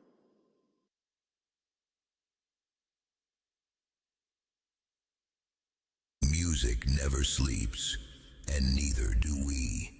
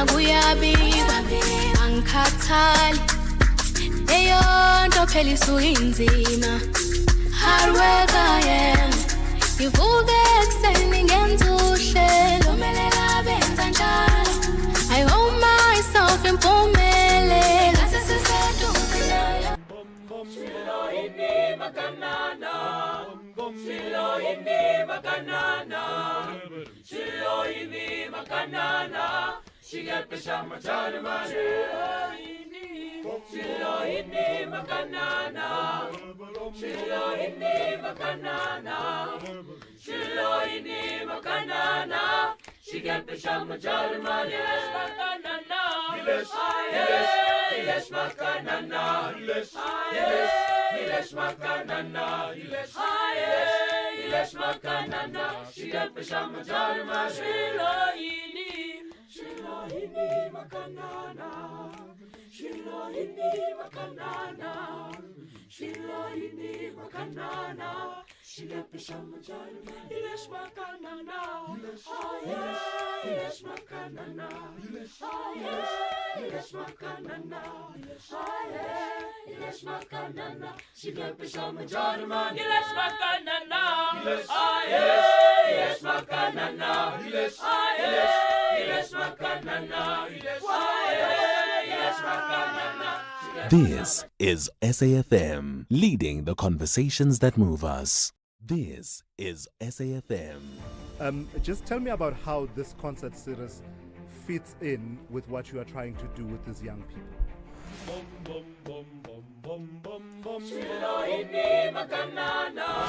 The reality is that private funders do not just thoughtlessly throw their resources around. It is one thing to get a backtrack like that for a finance guy, hey? Somebody just WhatsApped me to say that she has a daughter who has hearing loss. Corruption in South Africa has reached disgraceful levels. First things first, let's get to my daily that's my point feature. So, did you see Cristiano Ronaldo cry yesterday?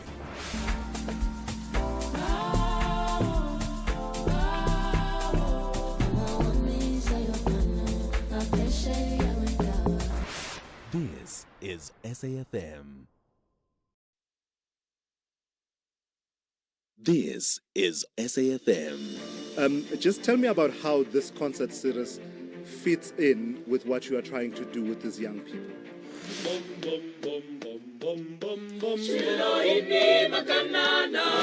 The reality is that private funders do not just thoughtlessly throw their resources around. It is one thing to get a backtrack like that for a finance guy, hey? Somebody just WhatsApped me to say that she has a daughter who has hearing loss. Corruption in South Africa has reached disgraceful levels. First things first, let's get to my daily that's my point feature. So, did you see Cristiano Ronaldo cry yesterday?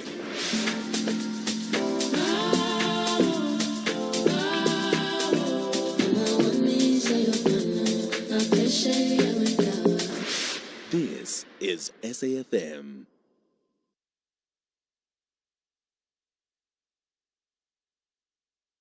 Music never sleeps, and neither do we.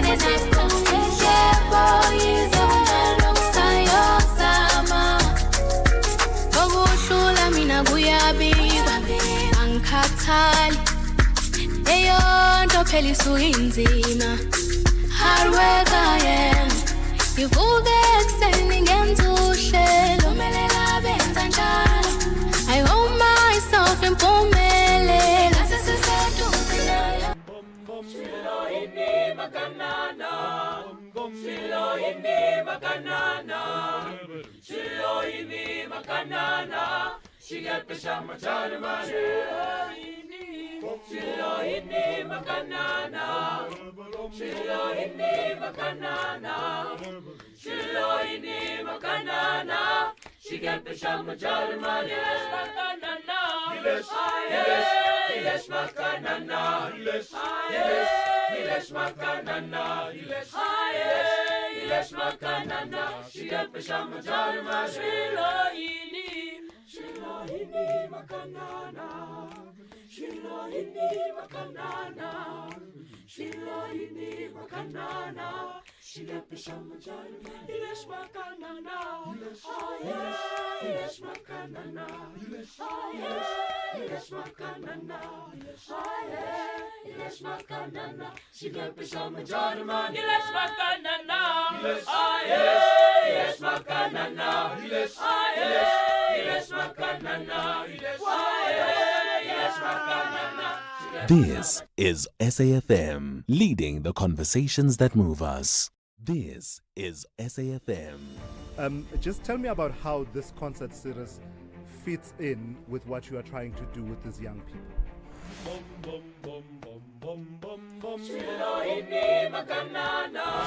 The reality is that private funders do not just thoughtlessly throw their resources around. It is one thing to get a backtrack like that for a finance guy, hey? Somebody just WhatsApped me to say that she has a daughter who has hearing loss. Corruption in South Africa has reached disgraceful levels. First things first, let's get to my daily that's my point feature. So, did you see Cristiano Ronaldo cry yesterday?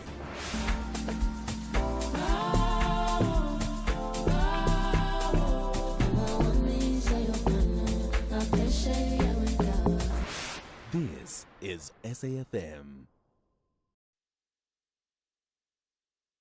This is SAFM. Just tell me about how this concert series fits in with what you are trying to do with these young people.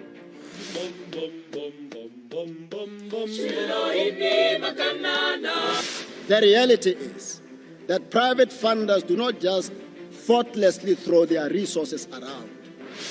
It is one thing to get a backtrack like that for a finance guy, hey? Somebody just WhatsApped me to say that she has a daughter who has hearing loss. Corruption in South Africa has reached disgraceful levels. First things first, let's get to my daily that's my point feature. So, did you see Cristiano Ronaldo cry yesterday?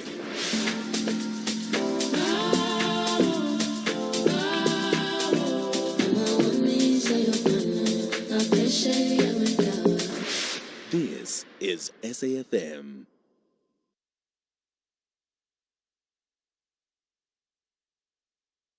Music never sleeps, and neither do we.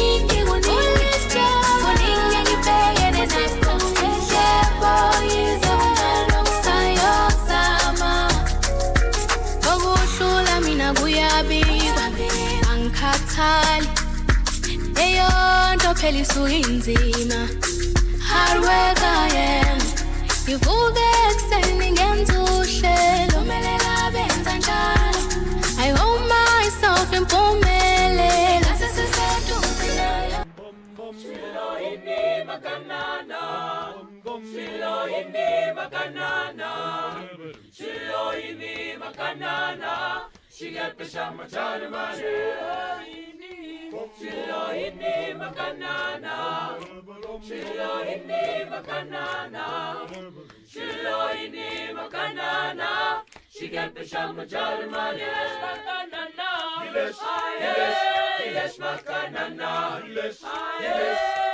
makanana Ilesh makanana Shigepisha machana mani Shilo ini makanana Shilo ini makanana Shilo ini makanana Shigepisha machana Ilesh makanana Ilesh makanana Ilesh makanana Ilesh makanana Shigepisha machana Ilesh makanana Ilesh makanana Ilesh makanana Ilesh makanana This is SAFM, leading the conversations that move us. This is SAFM. Just tell me about how this concert series fits in with what you are trying to do with these young people.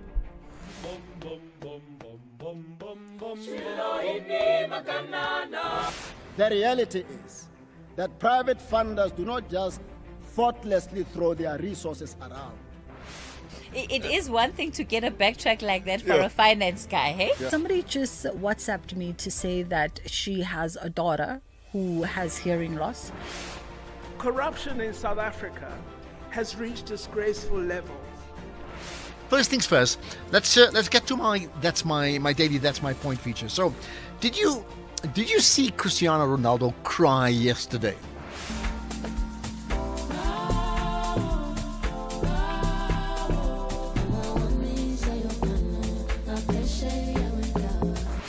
This is SAFM. This is SAFM. Just tell me about how this concert series fits in with what you are trying to do with these young people.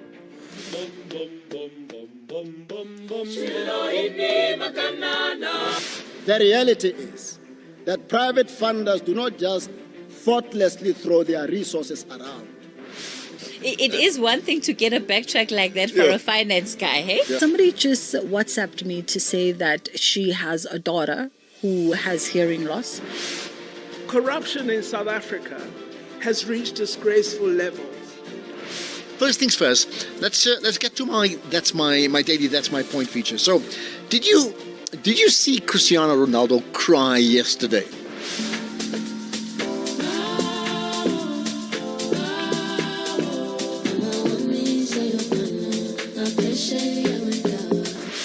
This is SAFM.